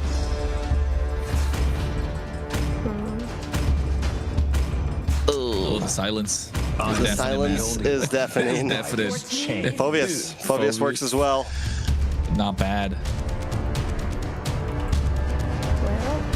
All right, so bands coming in from Nighthorde. Do they lock into best player right now? Take out the Fred. Harley's not on the board. What There's do no they pick up, Leomord though? left. For Nighthorde, There's what no they're gonna pick Basha. up. I mean, yeah, I'm thinking of the Zetian, but you're giving away, if you're thinking, I'm thinking about the Eve, you're giving the RWM. I think out Fred Zetian's a great Nolan. choice, but the Blazing Duet could come through. Lilia is an option that they could exercise, but it's already gone. Carry, okay, they lock in their gold laner, so to Alpha 7 will choke out the mids, and Nighthorde will have to take out the jungle. What are the 2 jungle picks though? The Fredrin, the Joy. And the Nolan? I think Joy is a great What's your Oh, Joy's a decent. great shout, right? Is banning. Fanny. Fanny ban. Fanny, I mean, just get rid of the assassins, or you think you're okay? I think I am the maybe they think power they're of light. comfortable against the Joy. Fredrin. Fanny Joy? I think they're comfortable. Yeah, I think they take out the Joy. You can see the Kaja Joy's coming been out. kind of meh. It's good I against almost the think the Suyo. Nolan's better. They're gonna pick something assassin. With that Kaja pick, Something I just assassin. wonder Hashtag Something Layla assassin. one. Something Hashtag Layla assassin. Logic. Hashtag new legacies. LLs. Hashtag LL MCT Baxo.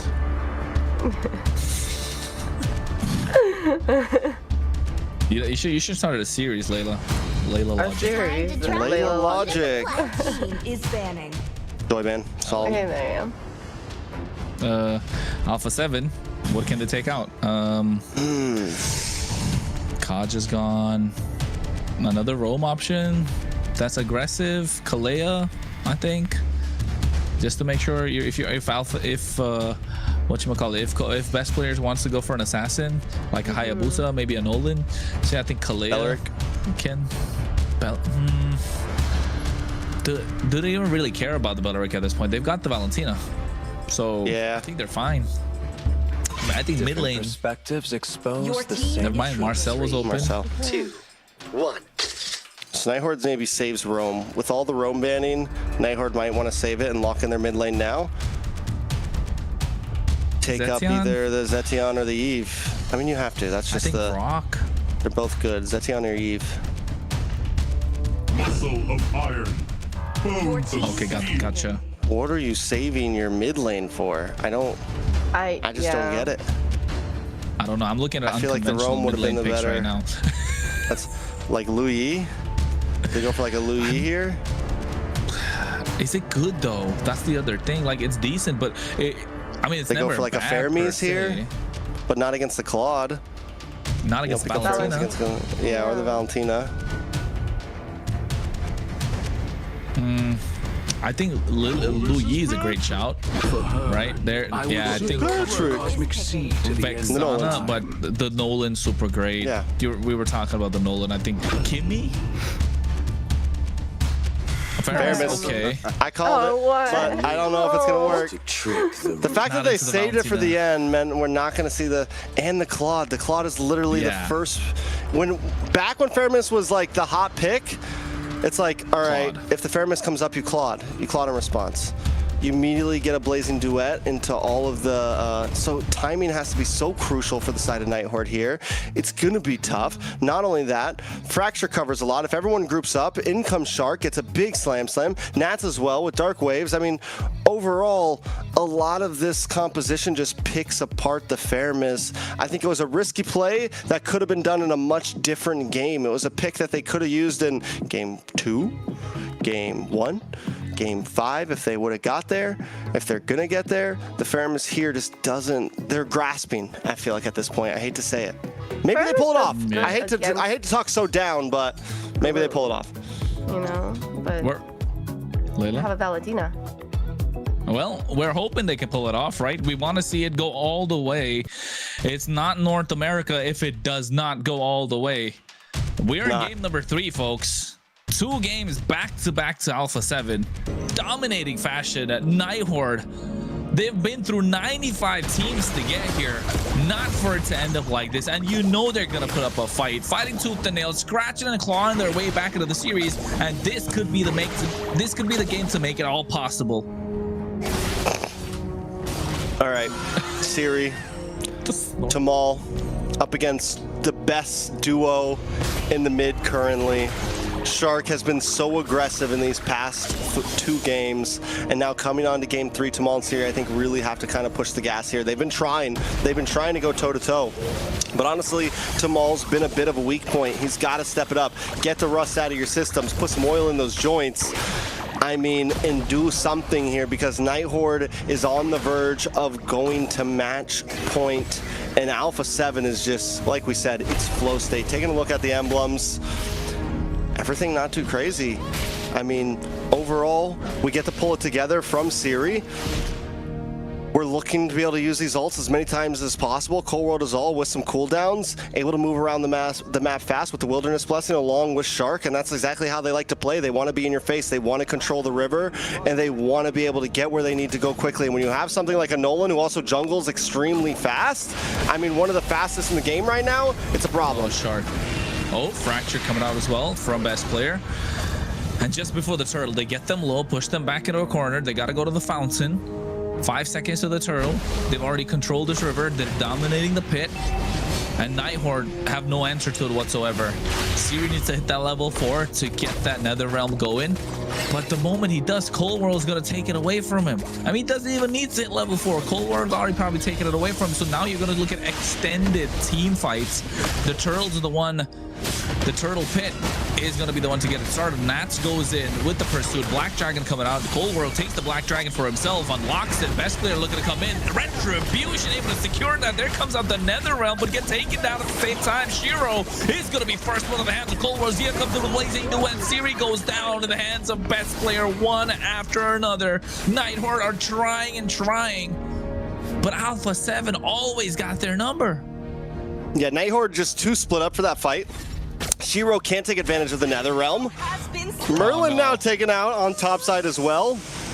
Nighthorde just getting torn apart in pieces, even in fights. Kistler able to flicker in and finally get a kill for himself. That is huge. One thing we didn't point out that I think maybe Layla was trying to say, the Theramis does in a sense do good against the glue when the split happens, right? It can be like a counter to the glue.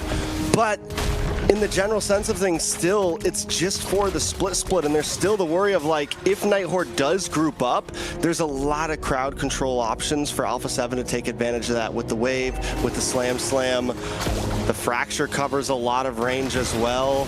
Cold World with look at the damage already. Oh, speaking of the Fracture, Tamal, he's not having a good game, is he? He's not having a good finals. He definitely is not. He's eating a lot of damage, not just in this game, game number 2, game number 1. He's not allowed to play the game whatsoever. And I think if you're Nighthorde right now, you're playing into the hands of Alpha 7.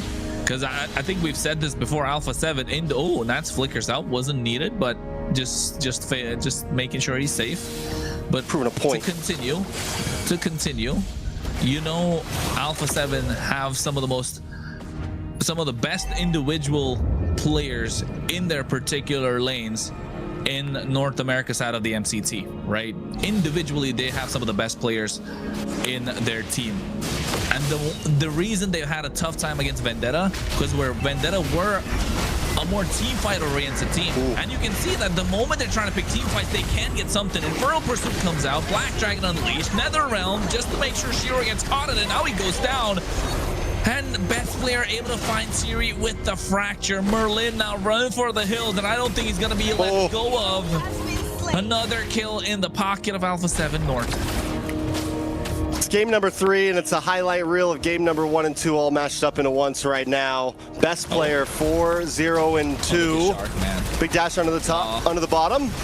Oh, Blazing Duet comes out as well. Shark with a grab, trying to pull him back as well. Kistler gets taken down. And if you took a look at the AOG, when Tamale was trying to use it, Shark was waiting for him to get there. Not just that, they're juggling tower damage, the aggro, just to make sure Z is able to get that kill. And now Cold World, Aspen forward, looking to pick off Siri. Might just get this one as well. He does. Merlin finally finds something for the Nighthorde. 2 kills on their side, but 5k goal lead in the hands of Alpha 7 North. Yeah, that was a value meal at the price of Cold World. You get a tower, you get 4 members of the Nighthorde. Top tower going down as well to Nats right now. Buy 1, get 4 free, plus a tower, plus a kid's toy, and the Happy Meal in the form of a tier 3 on the top side. Items now locking in. We're already looking at almost 1,000 gold lead in each member's hands. 1,800 in the hands of best player, plus 2 levels. Shiro goes down. Alpha 7 are on a roll. On a roll. They're skipping everything. They're not waiting in line. They want to get that trophy. They want to be the ones to represent North America in this grand finals of the MCT. They want to see who they're going up against. Everyone on the south side as well are watching this game at the moment. Not just that, everyone across the world. After what we got a best of 7 grand finals in MPL MENA and MCT. I don't know the way it's going. Nighthorde are backing themselves into a corner. Their own worst enemy, their own Achilles heel at this point. And you can see Shark creating so much disruption with this glue. Tier 2 in the mid lane just falls quite easily. Destroyed. Alpha 7 North looking to end things quickly. We're only at 7 minutes, guys. 7 minutes. Third turtle just spawned, and we're already down to holy defenses. Turret has been destroyed. They might not even go for the turtle. Listen, let's break this thing down. Let's break these. Let's crack open these holy defenses. Pre-third turtle. Normally it's pre-first lord. No. Are they gonna do that? Are they gonna line up and start recalling? I was gonna say that's disrespectful at this point. That's just showing power. That's a power play. Oh, that was power play. Where were you? What are you doing, Siri? Turret has been destroyed. I was saying, Trex, like Vendetta pushed Alpha 7 to the limit because they didn't want to play this individual laning phase games, right? They don't want to separate. They want to group up. They want to get these 5v5s, get the macro on point, put Alpha 7 into a difficult position where you know your team can outplay them. But in this case, Nighthorde are not able to do that. These are individual plays, and Siri goes down again. Where's he going? Cloud. Oh. This is tough. This is tough if you're the Nighthorde right now. And if you're a fan of the Nighthorde or became a fan of the Nighthorde after their nice run in the MCT, it's not looking good. Shiro is just barely hanging on. Best player's 13. Shiro's 9 at this point. Recalls are starting to come out. They didn't want that turtle. They didn't want that lord. Oh, they go gung-ho. Call another ram coming out as well. AOG coming through with the help of the Black Dragon. A lot of damage dished out, but there only the Nether Realms get popped. And now you can see the slam getting on top of it, but still only Merlin goes down. Nighthorde were the ones to try and engage. But Alpha 7, the goal lead is massive. It's 10,000. It's over 9,000. Over. Did we talk about the fact that they only took one? Whoa, a little bit of damage. See ya? Yeah, not just that. Look at the Dark Wave coming in. The backline Shark goes. He does pay the price, but Tamal almost falling out. The burn is showing, and Cold World able to get that off with a glowing wand. That is insane. They finally go for Lord. They were kind of testing the waters to see if they could break through without even taking it, honestly. Only one turtle got taken this game because by the time the second one spawned, Alpha 7 was already at their base and just wanted to keep on pushing in. 10K gold lead in 9 minutes. It's about 1.13K a minute. It is criminal. It's unjust at this point. Daylight robbery. 3.5K gold lead to just best player alone. It's daylight robbery. It's illegal. This should not be allowed by the Guardians of the Land of Dawn. And you know what? Not just that. Even the Lord's on their side. It's marching on the mid lane. Nighthorde right now, they got a cut brow. They're bleeding over the eyes. Referee would throw in a towel at this point. Nighthorde. They got no towel. No towel. You gotta watch it happen as Alpha 7 kicks in your doors right now. Yeah, we wanted to see an all-out brawl. We wanted to see it go all the way, not a Ronda Rousey versus Gina Carano match. At this point, with the way that went out, the Nighthorde, they're trying to hold their own, right? Can they really do anything? The Flying Cloud, they're just having fun at this point, but they lose all inhibitors.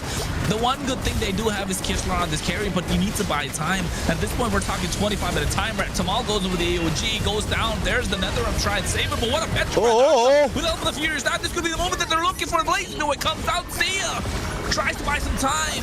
Shiro did get 2 with the help of the rest, but the look at the bait. Crystal, triple kill in the hands of Siri, but Nats is hacking away along with Shark in game number 3 in their pocket. Alpha 7 North match point. For just a second of that game, it looked like Nighthorde were about to turn the tables. But Alpha 7 quickly put doubt into any hope that anyone had for the Nighthorde in game number 3. And now, in an Alpha 7 fashion, we are sitting at match point, Layla. Match point. And from the looks of it, it might be what everybody's talking about. It's starting to What's everybody look talking like about? it's heading that What are they way. talking about? Listen, G, don't get out the room, okay? Whatever you do, Yeah, about to say, if don't get out Aiko's the watching broom right yet. now, do not grab that You know he broom. is. Somebody go check You his know live he is. stream. If there's a broom out, it might be time to place some bets in the other direction. They put the guest coins on the other side, and this was a quick game though. 10 minutes 38 seconds. About to say, G is probably, you know what, maybe he's not getting the broom out. Maybe he's practicing his French right now, you know. Oui, oh. Ooh. Oh. Omelette Yeah. du fromage? Oh my God, you're really looking at to get good cheese at this point. But Nighthorde 6 kills on their side, Alpha 7 20. And the skills that Nighthorde got were off of mistakes or overextensions from Alpha 7 North. And they must be chuckling, having some fun in this game, laughing around. Because at no point did Nighthorde look like they were in control. And why were they not in control? The entire game, they tried to take these individual plays. They wanted to outplay the opponent, not looking to maximize what their lineup can bring into the table as a whole, as a collective. And the problem being, when you're not playing as a collective against a team like Alpha 7 North, they are going to wipe the floor again. They're going to wipe the floor with you. We've seen that before. Every single team in MCT North tried to do that. The only team that has not tried to do that was Vendetta. They wanted to take it to them 5 versus 5, collective versus collective, and that's when they were able to push them the distance, pushing Alpha 7 to a point where we thought, do they really have it? Do they really have what it takes to get to the finals? Do they really have what it takes to get to EWC, to the mid-season cup? And you can see why. And now all of a sudden, Nighthorde are playing the game that Alpha 7 have mastered throughout the entire MCT. I don't know. The final boss might be a little too much for the new up-and-comers at this point. It's tough. I mean, the final boss is looking rough. Nighthorde, do they have anything up their sleeve before game number 4? Is there a solution? Is there an answer? And, you know, we could look at these highlights and try to decode it, but overall, Alpha 7 is just dominating around the block. That last play right there, Merlin running down the river for dear life, is what these last 3 games have looked like at this point. We haven't had a single one yet where Nighthorde has had a gold lead, where they've been able to stall the game more than 15 minutes, and that is unusual, right? Nighthorde normally is a team that can go the distance, that's willing to push other teams to their brink. Even when Nighthorde got swept by Vendetta, it was down the wire, and Alpha 7 right now, they're just toting the wire. They're hanging out. They set the line themselves for how this should go. Yeah, and I want to say it might have been a different story if they had the original roster, but what can I say? Just we'll see them next time coming back stronger with that roster locked in. Already giving up, Layla? Come on. Come on. Already giving up? No way. I mean, unfortunate that they don't have, they don't have their RR at the moment to provide those massive EXP plays or have Merlin open up the map for them. Yes, but don't count them out. We're still talking about North America. We've seen these kind of games before. We've seen them go the distance. It was a 3-0 dominating few games, and then all of a sudden it got flipped around. You can't write scripts for series like this. And the one thing being, for Nighthorde, they still got it in the bag. Again, we can't say this enough. If there's a team that can take any team to the distance, it is the Nighthorde. But to get there, they got to get through the brick wall first. And that brick wall in this case is Nats. He has been the difference maker for Alpha 7 North, and you can see why. 408 KDA. If you cannot get past them, there's no way you can read Zia, right? Zia is the one that's the pillar for the entirety of Alpha 7 North. But if you can't make it past the wall, you can't get past the door, how are you going to look at the pillar? How are you going to surround? How are you going to hack away at the pillar, man? MVP performance tracks. Nats Entertainment once again just coming through, and It's funny, I always want to say it every time it's with a different hero, but obviously it is. We're in global ban, so I can't really hype that fact up. But still, Nats has just showed dominance around the board from the beginning of the season. What was it? Week 1, we got to see that insane. I mean, the moment we knew Nats was going to be a star this season, the moment he got that 3-man Black Dragon Petrify on day 1, I'm pretty sure it was, right, Kronos? You remember that? Yeah, bot lane by the turtle, was. 3-man Petrify into Furious Dive. I mean, overall, this guy has been making plays happen back and forth, Layla. A difference maker. Yes. Yeah, he's done very well. It seems like his hero pool is very deep, but he can make any of these heroes work for him. And he's definitely a pillar in the team as well. Nah, he ain't no pillar. The pillar is Zia. He's the wall. You got to get through the wall to get to the pillar at this point. But you know what they're doing, Shark's though? the foundation. Oh? I mean, yeah, I would say so. The cement on the ground. What's Who's best the Best player? He's the curtains. He makes the room look good. Nah, bro, he's the heat He's the that gets swag. your blood pressure kicking in. He's the heat that gets your blood pressure kicking in. Well, that's Zia. Zia's the fireplace. No, I mean, if you think about it, with the way that the Alpha 7 have been playing, they've been beating Night Horde pillar to post at this point, and Night Horde have no answer whatsoever. And if there is an answer, it's got to come through a collective team play. If you're trying to take it individually against the Alpha 7 North, there's no team in North America right now that can beat them there. Vendetta took collective plays, looking to dominate the turtle pits, looking to get these trade HP in the early game, layer the skills, get them at a -1, and then utilize, and then box out for your goal laner so you can dish out the damage. That was the play that Vendetta went with throughout, right? Every single time they go against Alpha 7 North. And Alpha 7 North struggle against a team that looks to box out for their marksman or box out for their goal laner. In this case, it's just not there. In this case, Night Horde, they're not boxing out. They're not looking to make, they're not looking to trade HPs or get them to a -1 point before the turtle. Their rotations have been off. Their decision making has been, there's been hesitation in terms of the decision making, and Alpha 7 are just capitalizing. At this point, Alpha 7 are too locked in for Night Horde to be playing this loose. Yes, locked in they are. And make sure you guys in the chat are locked in for our diamond drop that's about to happen, okay? So how this goes is in the chat, the mod will be asking you questions, be engaging with your mod is gonna help you win those diamonds. The diamond drops are happening on our official channels on YouTube and TikTok. So make sure you're following MLBB Esports and watching the live stream from those official channels on these two platforms to be able to have the chance for that diamond drop brought to you by Bonox. Question. Bonox. Yes. Do Alpha 7 North start playing around with their food right now? I was literally just about to say that.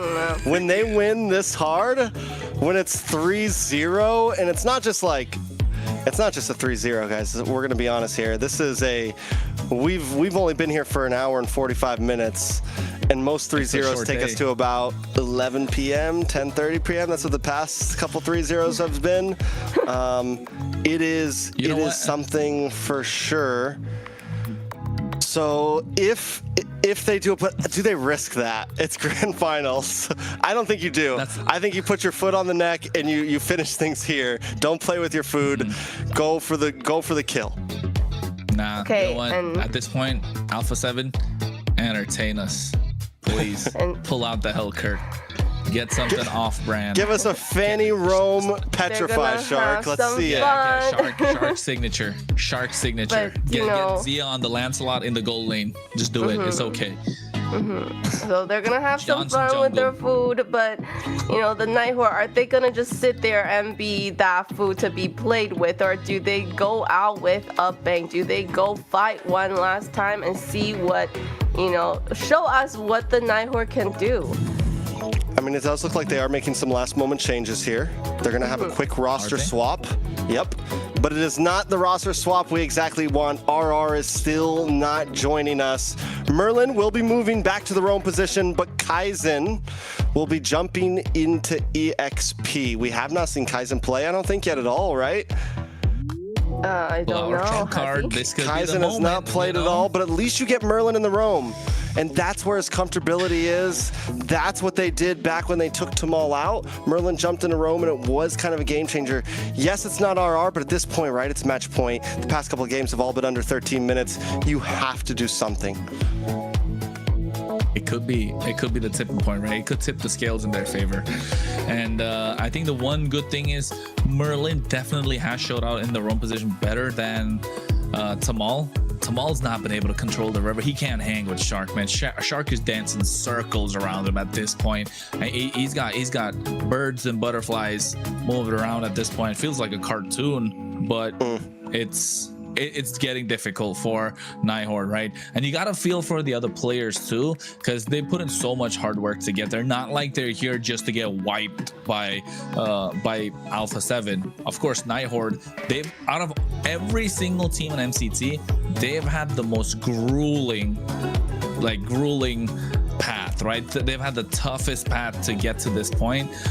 And of course, they are the ones that are kicking themselves that it's gone to this stage where backs are against the wall. It's match point for Alpha 7, and now you are trying to make changes and see what can work.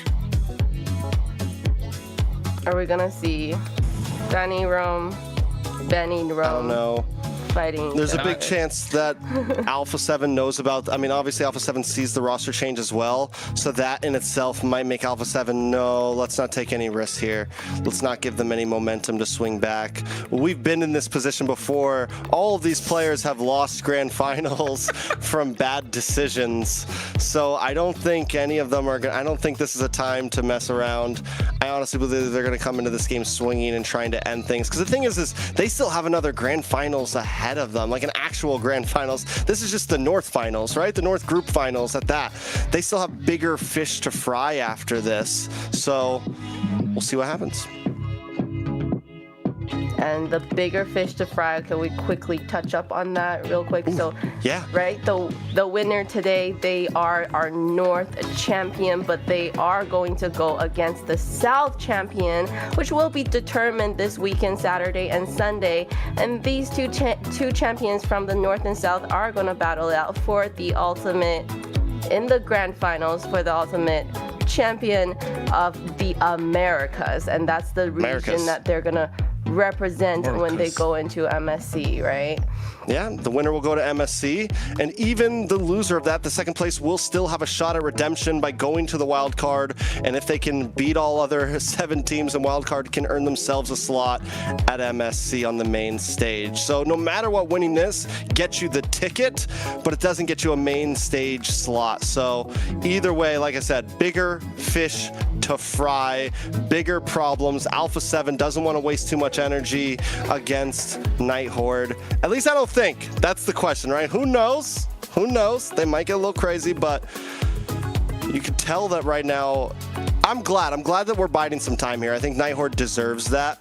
We're not rushing into this game number 4. I think everyone deserves that. Make sure these teams are ready. Sometimes over here in the Americas, games can feel a little rushed for these teams. They don't get full 15-minute breaks to game plan and think of strategies. It's like, all right, you lost, get ready for the next game, you know, things like that. So right now, we're giving them a second to breathe and strategize, and I think that's well needed and well deserved. I mean, not just the players, right? Even their fans. I think Layla has been the biggest fan of Nighthorde so far throughout their entire journey, and you could see every time Nighthorde win, her volume and her energy is a little higher. Every time they ended up on the losing side, it drops down, and today has been on a little bit of the lower side. But Layla, do you think this change with Kaizen coming in is something that could breathe life into the lineup? I don't know. Of I have not seen Kaizen in any of their lineups, so I'm not sure, but I know for sure that the Nighthorde, if it's the last hurrah, they're gonna fight for their life, okay? They've come too far to just let it be a last game for them. So that's what I want to see from Nighthorde. Yeah, like overall, the fight of their life. Like the fight of their life. Put it all on the line. Okay. You heard him, Nighthorde. Your #1 fan, Layla. Put up the fight of your life. You want to see this girl cry? I don't. Not on broadcast. She was, guys. The day Nighthorde lost, when we went off screen, she was crying. So she immediately put her headphones down and left. Didn't talk to any of us after for a week. Yeah, until the next broadcast. So yeah, you could tell. Yeah, and we talk a lot, guys. All three of us. It's part of our job. Part of our job.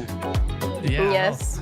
These casters, amazing caster that they are. Okay, so if you haven't followed these guys yet, make sure you do. We know Trex is going to EWC.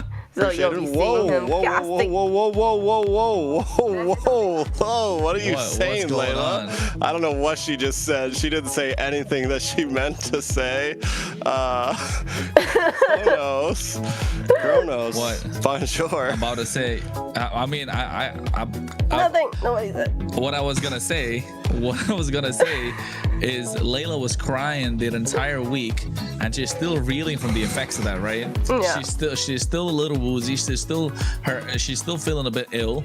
She's crying. She's sniffling all around, but she's put it on a great performance. So Nighthorde, you better pull up. Your biggest fan at the moment wants to make sure you're able to get that big dub, and not just that. I think in terms of what Kaizen brings to the table, it definitely can turn things around a little bit, right?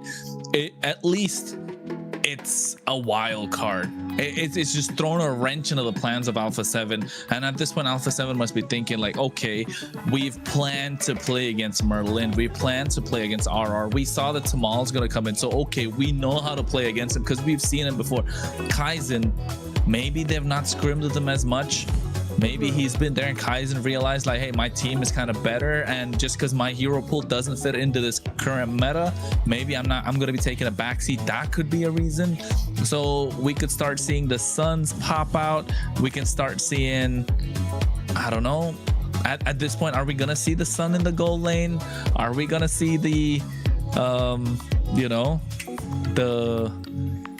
are we gonna see the Sun in the gold lane? Are we gonna see something else pop out in EXP, right? Because at this point,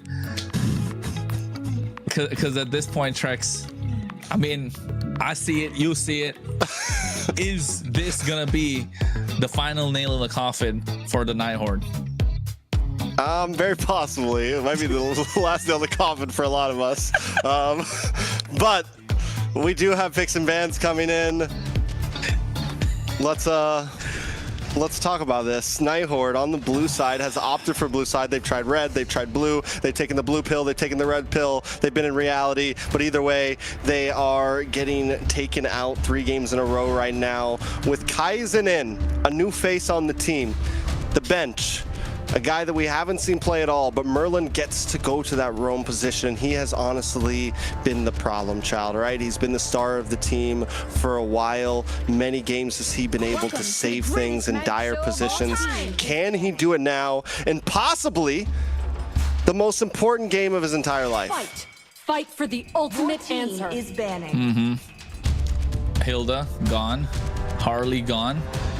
Imagine his debut in MCT Grand Finals, life on the line. Whoa, he must be feeling the pressure. Have you seen those animes where, like, you know, the game's going on and then the sub comes in, he walks into the pitch, right? Yeah. This could be someone can clip like this, when, tag MLBB Esports, win yourself some. Gohan takes on Cell, right? Like when it's like. Yeah, sort of. Yeah, not just that. I mean. Sorry. Yeah, you know. Yeah.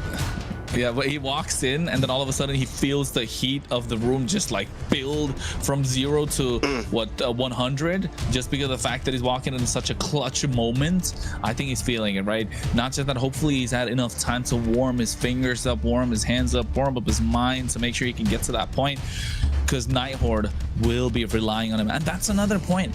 Will the Nighthorde rely on him to make these plays? Are they going to play a little bit more towards Kistler and tell Kaizen, all right, listen, you just got to hang in there. Don't lose to Nats. Keep him in the lane. Do they give him something in the drafting phase to make sure he can keep Nats a little bit busy? Keep him occupied. Proxy the waves. Don't let Nats get out of control, because the moment Nats gets out of control, Alpha 7 will dominate the entire game. So Nighthorde need to find a way to contain him, and is Kaizen gonna get the job done? I think that's definitely the question. Good strategy. I feel like the way, they took a while to actually get this game started, and I think that's, the strategy that they were going through, and I actually think that's exactly keep Nats occupied so that he cannot go and rotate. And what great way to do it with a Uranus, right? Uranus has been very annoying. He can cut the lanes. Let's see what Nats would answer with that. Yeah, I mean, Uranus is a solid pick. It's something that I think in a situation like this, it's well-rounded. So many XP laners. If you've been playing a while, it's comfortability, I think. That's why Nats, Merciless, all these guys do so well on it. It's something it's a hero that's been in the game forever, right? All the way back to when it was literally just Esmeralda and Uranus inside of the XP lane. But that also means Nats knows how to deal with it very, very well. They pick up the Gord plus the Khalid. Alpha 7 here. Also just keeping things similar. And so far they're not. Oh, but Shiro is going to risk it. Cho comes up as a quick answer to make sure, as more of a takeaway, I think, from Alpha 7 here. I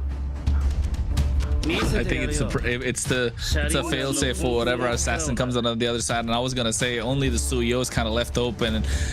And is there a better time to pick up the Suyo if you are best player, if you're Alpha 7, or it's match point? It's match point. You punch your ticket to Paris, right? No matter what they say, no matter how you played your games, it's okay if you got Cho on the other side. You're warmed up right now. And that's another thing I've noticed. They never really give best player to Suyo in the first game, just to make sure he's locked in when he gets this hero in his hands, because it's a guaranteed dub for Alpha 7 whenever he gets it in his hand. Not just that, when Cold World also picks up the Gord, they have the early aggression. They can play front to back. They're taking away any sort of high ground from the other side, any sort of burst that could come out. And you can see Moskov plus Alice taken off just to make sure Fanny will have her great time. There's not a lot of crowd control from Alpha 7 to stop this Fanny. Yes, it is present in the form of the projectile and the raging sandstorm. They leave the Kaja open though. Oh no, the Khalid's still there though. So I don't think the Kaja is going to come through. The glue's not going to be available. I think if Alpha 7 just gets something in the XP lane, like, there you go. Arlot comes through, and you have some form of crowd control with that final slash. But if you're the Nighthorde, how are you going to round it up? Where is your damage going to come from? What is going to be your gold laner? They don't have the Beatrix. They don't have the carry. They don't have the Harriet. No Moskov. They get the Valentina for themselves, which is good. But again, into the Gord, not so great. Claude is the only option, isn't there? Yeah, Claude. You just pick up the Claude here, which isn't bad, honestly. Claude's always decent. Nighthorde draft doesn't look bad at all. The fact that the Khalid got locked in so early, they felt comfortable. Alpha 7 though, gold laner for them as well. No Harith, no Claude. Carry is available, but it's kind of a sitting duck against the Fanny. There it is. I was waiting for it. I was gonna say Ruby's the only answer to the Fanny right now. Yeah. Ruby was the only answer. They had nothing left. Gold lane Ruby though is a little sus. It's I honestly, I think I may have just went EX. I would have maybe even, you could have swapped the Khalid if you wanted to. But yeah, gold lane damage Ruby. A damage Ruby. I got a feeling maybe like hybrid, hybrid Ruby. You know. Well, that's spicy. This is match point, and if this is the time to do it for the Nighthorde, if they're gonna fight for their life and stay around for this championship. If not, this might be it, the last game for them. Hey, Alpha 7 looking to punch their way. They're trying to punch their ticket to the EWC Trex. Can they do it is the question on all of our minds, or can Nighthorde put a slow stop to them, Kronos? Yeah, can they do it? Because this choke has been getting to the point where it's tipping. The scales are starting to tip. The water is getting to a boiling point, and you know for a fact Alpha 7 nor do not want to let it go away. It is match point, ladies and gentlemen. One step into that plane to get themselves into the mid-season cup. Can Nighthorde pull it back? Can Nighthorde take us the distance? Can Nighthorde put a stop to the plans? They already try and push it back. Shark as much as possible. And this is what they need to do. And this is what Merlin brings in when he's playing in Rome.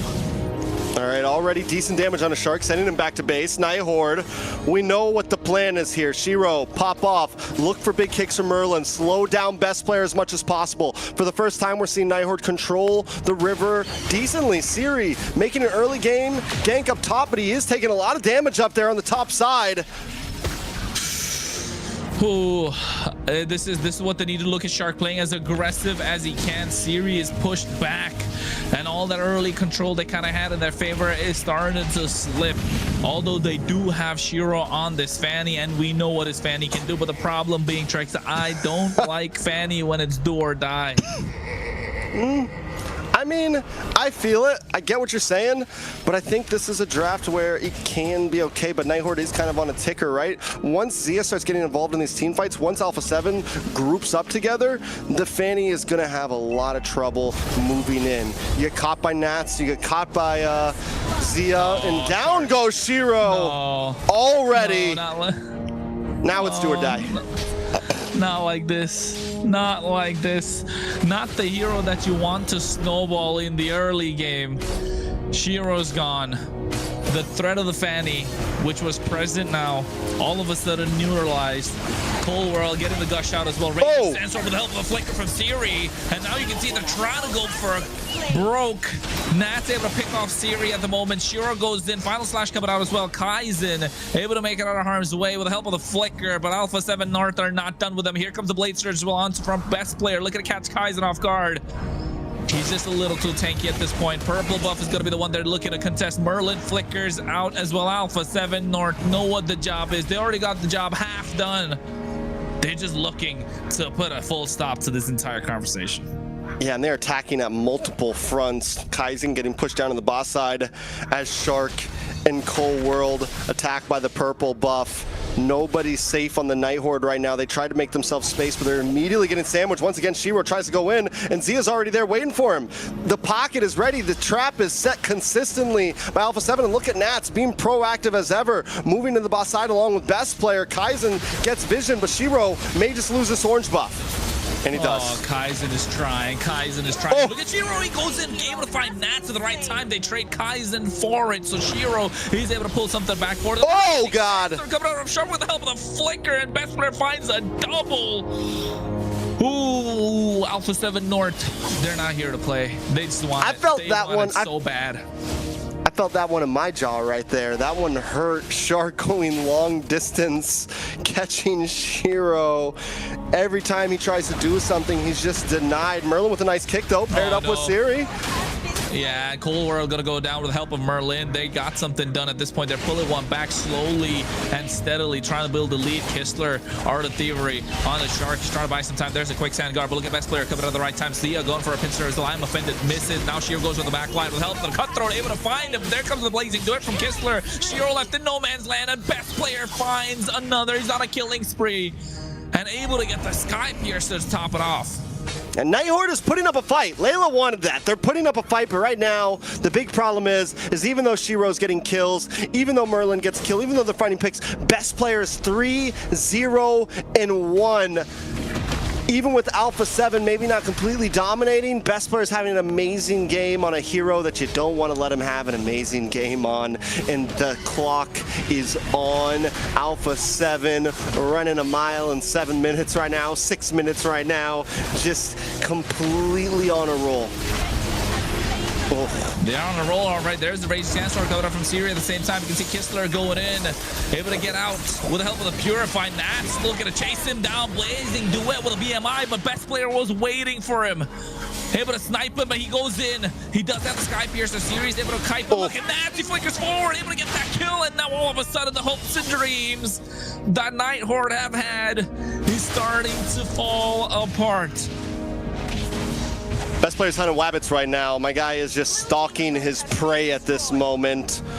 Walks up, clocks him, gets a kill, and if he doesn't get it, someone else on the team does. Shark 2-1-5 as well. Kaizen unable to do Uranus things. Pulled back with the I'm offended. Oh. Foresees the Has to flicker. flicker out.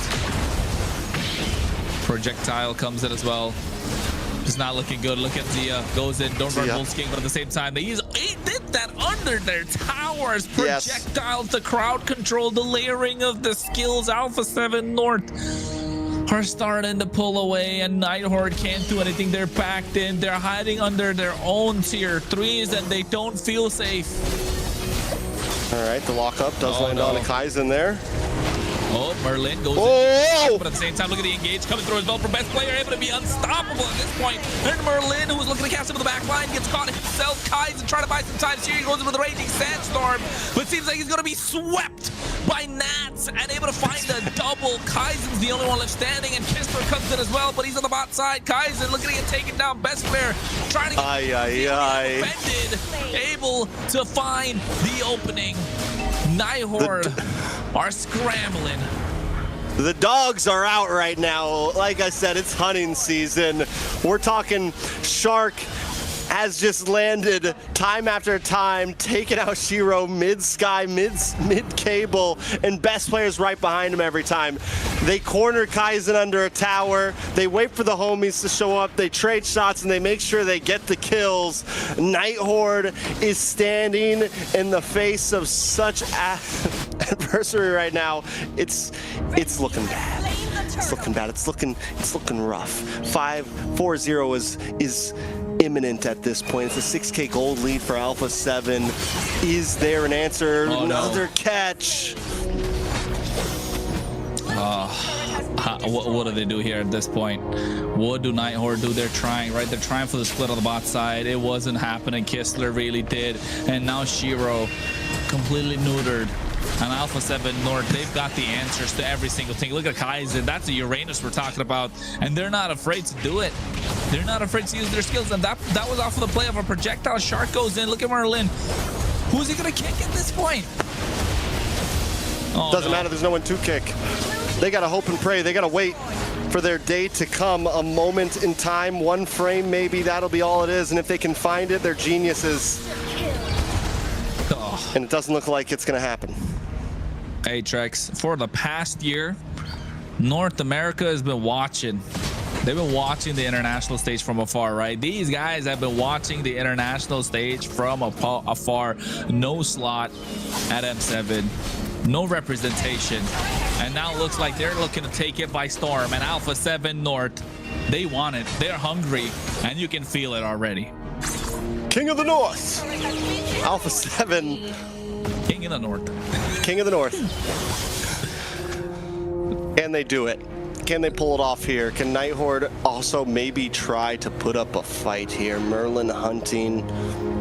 Lord's gonna be up soon. First Lord of the game. It feels like it could come. Oh, Siri cut off. Zia on this Ruby right now. Zia on the Ruby? Zia on anything at this point. Anything. He played the CC great yesterday. He's good on the marksman. He's got this pocket pick Obsidia. The hair has been popping off. He has been clinical. He has been the pillar, the cornerstone for Alpha 7 North. Yeah, the guy could probably pull a mage out in the gold lane if he wanted to. His pockets run deep. Zia's been doing this a long time. Played a lot of different roles. Gold lane's the newest one in the past couple years, but still, you can already see he's ready to pick anything for the team. Best player gonna start working on this Lord of the Cold World. Shiro caught off once again. You can't go in there, Shiro. When are you gonna learn? No, he tried. The tower was there for safety. I mean, no tower. He tried to get the clear, but Zia walked in. And you're right, Zia's been doing this for a while, right? Out of all these players, along with Shark, he's the only one to get the third place representation. But oh my God, look at best player. He goes in, the damage is too much. Kaizen is trying to buy some time, but he's not taking it up. Look at he getting melted down. Oh no. It's starting to fall apart. It's starting to fall apart, and it's going to be 1 year without an international slot. It doesn't matter. Look at that. The G Kundo coming through as well. Looking to get best player. Merlin finds the angle, the opening with Cold World with the help of the Gush. Siri goes into the back line. Here comes Shiro. This could be the cleanup that he's looking to do. Cold World gets taken down. Zia buys some time with an overrun. Volsking able to take down Kistler. The damage dealers are gone. Kaizen is still present. The Lord is coming down. Zia's not done yet. Zia is not done yet. He's saying that he's got it. He's putting the team on his back at the moment. It doesn't matter if they don't have the damage dealer. As long as he's alive, the hopes and dreams of the opposition are going to start to fall, and they're going to crumble under pressure. Alpha 7 North are taking in the distance. They're not going to take any prisoners. 1 year without an international slot, 1 year waiting for this moment. It doesn't matter because now North America finally has its representative. First season of MCT North, and you have your group winner, Alpha 7. No time wasted, no games played with any of their opponents. Alpha 7 has taken us from Swiss stage to playoffs completely unbroken, and to cement themselves, they finished the grand finals 4-0. There was no competition. There was never a chance. They showed that they deserved this slot from the very beginning of MCT North. Let's hear it for your North Group champion, Alpha 7 North, the top dogs of North America. Yeah. Oui. All right. Alpha 7 North. I gotta give it up to them, You guys are man. definitely celebrating. They're going to France, right? Whether they're gonna have a sure slot at France or they're gonna be in the wild card, we're gonna have to see that for the grand finals. That's gonna happen in June 14th. Let's look at the post-game stats. Alpha 7 Kronos, I mean, just overall, that's who we're going to talk about right now. Alpha 7. I got to give it up to Nighthorde. They placed farther than they've ever gotten, but I don't want to dive too deep. Well done to them. Come back next season. Try to do it again. I think they can do better. The possibilities are there, but Alpha 7 has shown from beginning to end they are monsters in their own right. They need a new challenger. They need a new opponent. Zia, even to finish this off, his last game of the season with a Ruby gold lane. Would you say Zia's been the star of the team so far this season, Kronos? Hell yeah. Hell yeah. Heck yeah. Of course. Is that even a question, Trex? I mean, let's be honest. As casters, we're not really, looking to pick favorites. We're not looking to kind of single out someone. But if there's a star of the show, if we go back to our own broadcast and look at the moments of every single Alpha 7 game, there's been one name that's been constant. It's Zia. Right? He has been the cornerstone of this team. Even Nats. Usually we try and see EXP laners make those massive plays, and he has been making those plays. But the moments where Alpha 7 have lost, it has started with the downfall of Nats. And when Nats is down, best player doesn't have the space to work with. Shark is not able to be that secondary initiator. Cold World is left wide open. But in the midst of all that, yes, so is Zia left wide open, but he's able to find those moments, those pockets of those moments of brilliance, right? That kind of puts the team on his back, and he says, hey guys, I am still here. He's the most vocal person in that in that VC, and you can tell because of the way that he plays. It doesn't matter if his teammates are having a bad game, but he is the one that you need to stop. And in this game, you could see on the Ruby, we've seen him on the CC before. We've seen him in every single marksman right now in the meta. It is global ban, so we've seen him play almost every single pick that is kind of viable. The Bruno, the Claw, the Herod, and it's showing. The experience shows, because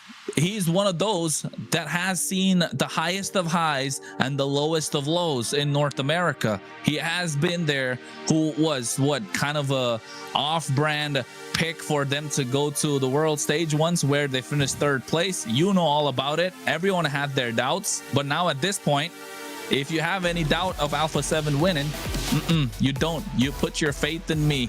That's what he would say. But guess what? Who was along for the ride with him? The guy who's been the standard. If he smells blood in the water, he's coming for you. And his name is Shark. Will he be you would say, the MVP of the rivers right now? he's a shark, but he resides in the river, right? He's taking his territory in that river and really controlling the pace of the game. Definitely does. With the way that he plays the early game, he needs the control, and once he gets it, it's hard to stop him. All right, so Shark, this is a guy that has more international stage appearances than any other player in North America. You know, in terms of like, you know, the legends, the OGs, the legacy, a lot of times Shark doesn't get put in the topic because he's not the face of the team all of the time. But whether you like it or not, I love what you said, Kronos. He is the standard, the roam standard across the map. Even on an international level, people will put Shark as one of the best to ever do it. Yes, definitely. He is the reason that every single time North America goes in, like, he is the one player that a lot of teams, a lot of other coaches look out for, right? If you kind of put Shark, if you're able to stiff arm Shark, you know for a fact your team's gonna have a great game against North American representatives. And you said it best, he's had the highest representation for North America in the international stage. And there was a point in time in this season of the MCT, there was a doubt if he was going to play. And look where he's come. He's the one that's winning the group. He's won the entire North group for the Americas Mobile Legends Bang Bang Championship Tour. And you know what? I just took a peek. He got out the broom this time, but he got out at the right time. He brought it out after. Yeah. I went and shot him a message. I'm not gonna lie. I was like, "Don't do it, G." It was game 3. I was like, "Don't you dare!" That thing's cursed. Well, but he got on the broom though. He did. And sweep we got the sweep. Amazing gameplay. I have to say the Nighthorse still, they did fight for their life, right? That last game. So good job still for the Nighthorse. Unfortunately, they will not be moving on, and we will be seeing Alpha 7, the top dogs of North America, representing maybe the whole America as a region at the MSC. So very proud. Probably still crowd favorite, so you know, there you go. And better way to, let's go say hi. Let's go say hi to our new champions of the MCT AMER North. Golf claps. All right. Like, where are the claps, man? We can't hear it.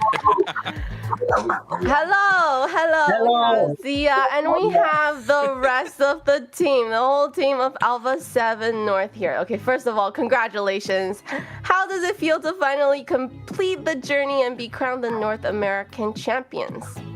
It's not over yet, no? Actually, yeah, it's not over. Well, the North American champion, that's over. You got that. That's nothing. Honestly, that's nothing. Okay.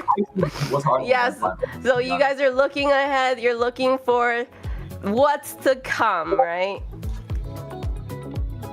Sorry? Nope. Let's keep talking. What was the question? Keep talking. Ignore All right, so that's nothing. Being champions of North America. You guys are hungry. You guys are hungry for the title. And that title is going to be the champion of the Americas and then representing the whole America region at MSC. Do you guys think you're ready? Yeah. Yep. Yeah? All right. What have you done to be ready for that? Well, we prepare a lot. We practice, we scrim, we rank together a lot. This whole boot camp was just us practicing a lot, you know? So we came here, did our work, and we finished the job. Not fully, but for North AMER, at least, we finished it. Yep. Okay. Kronos? Congratulations, guys. Congratulations. It was a long wait to get to the playoffs. So it was 3 weeks. I could see every single time in your guys' stream, like, you got to wait for AMER MC to start again. The wait has definitely paid off, but the job is not done. Like you guys said, there's still another team to beat. Nobody wants to be in the, everyone wants to be in Paris for the MSC, but nobody wants to start from the wild card, right? So have you guys done any research against some of the South teams, or are you going to be watching this weekend to see who you're going to go up against? We're probably gonna watch this weekend. That's for sure. Have you watched it before? No. Honestly, no. But now that it's playoffs for them as well, I think I'll also be watching them a lot too. Okay. And have you guys been practicing your French? No. We should know. Wait, you know my name is what? My name? Yeah. What is it? It's Jamal Fawzia. Jamal. Oh. There you go, a little bit of French there. Enough to get by, maybe. All right, guys. You know, I feel confident for you guys. I feel good for you guys, you know. Coming into this, coming up against the South, how do you guys feel? You know, do we think it's going to be a big challenge? Do you feel confident going into it? I think a lot of us, you know, from that have been watching you guys on the north side for this long, we feel pretty good about you guys going into this. Where's your guys' heads at? I think we'll be okay. Yeah, I think we'll do fine. Honestly, I'm kind of excited. Yeah, kind of excited to go there and play Brisbane. The derby, Next, we'll be in person, correct? We'll be in person. Yeah. Derby. North versus South, the derby that everybody is excited to see for the Americas. You guys have never had a problem with the South before. You'll be fine. What? Okay, before I let you guys go, you know, any messages for everyone out there that's supporting Alpha 7? Appreciate the support, everyone, all A7 supporters. Yeah, appreciate y'all. All right. And we'll see you guys at the grand finals for the Americas. Good job, guys. Congratulations again for being crowned the champion of North America. Cool.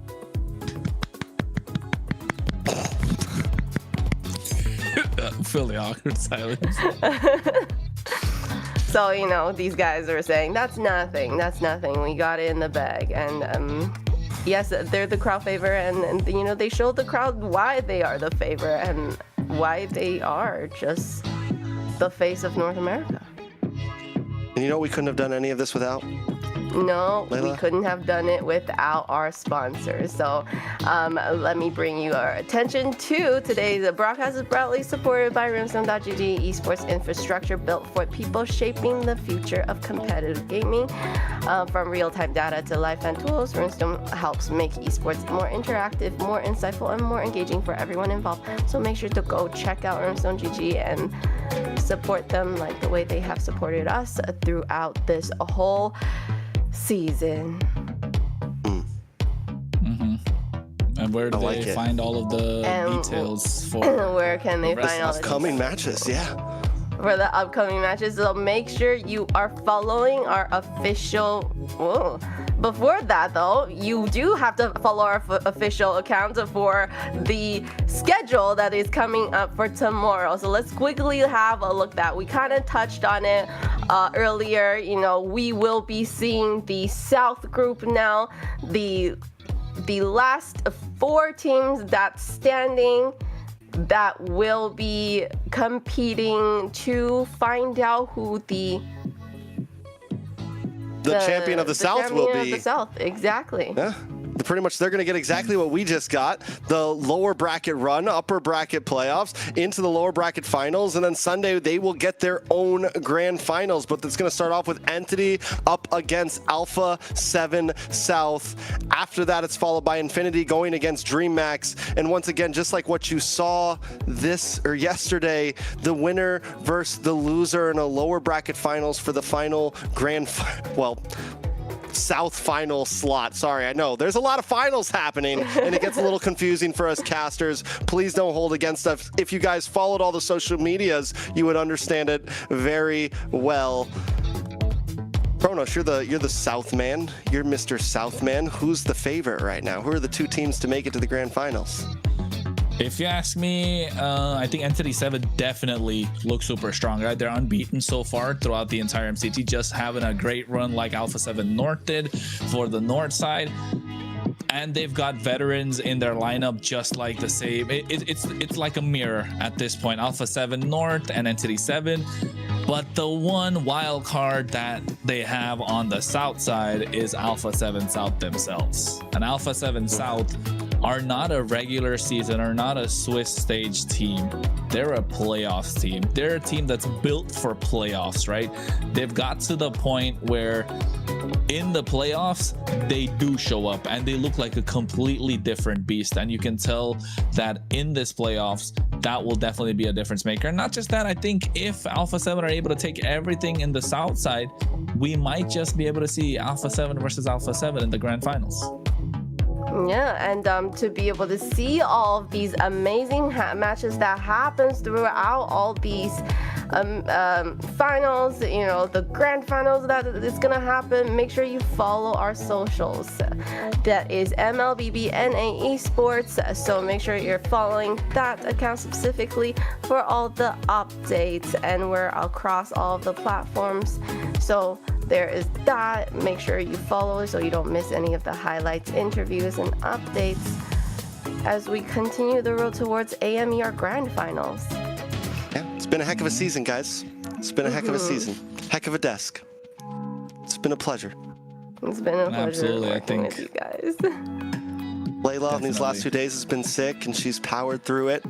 We have our new host that's done some great things. It's okay. Too. It's okay. Oh. There we go. It needed a little slap.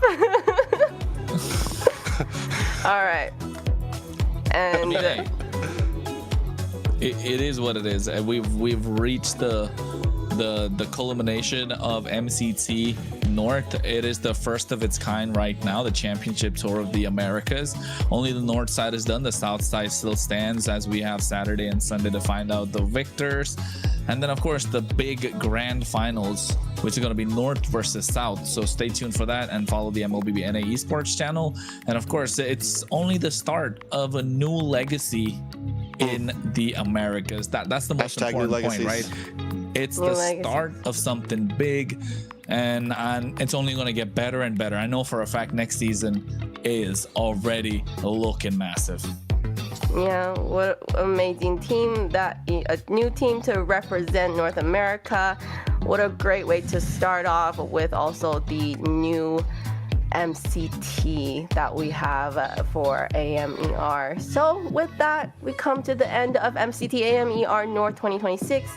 Today, we crowned the new North American champions. Congratulations once again to Alpha 7 for an amazing performance and for earning the right to represent North America in the AMER Grand Finals. That's going to happen on June 14th.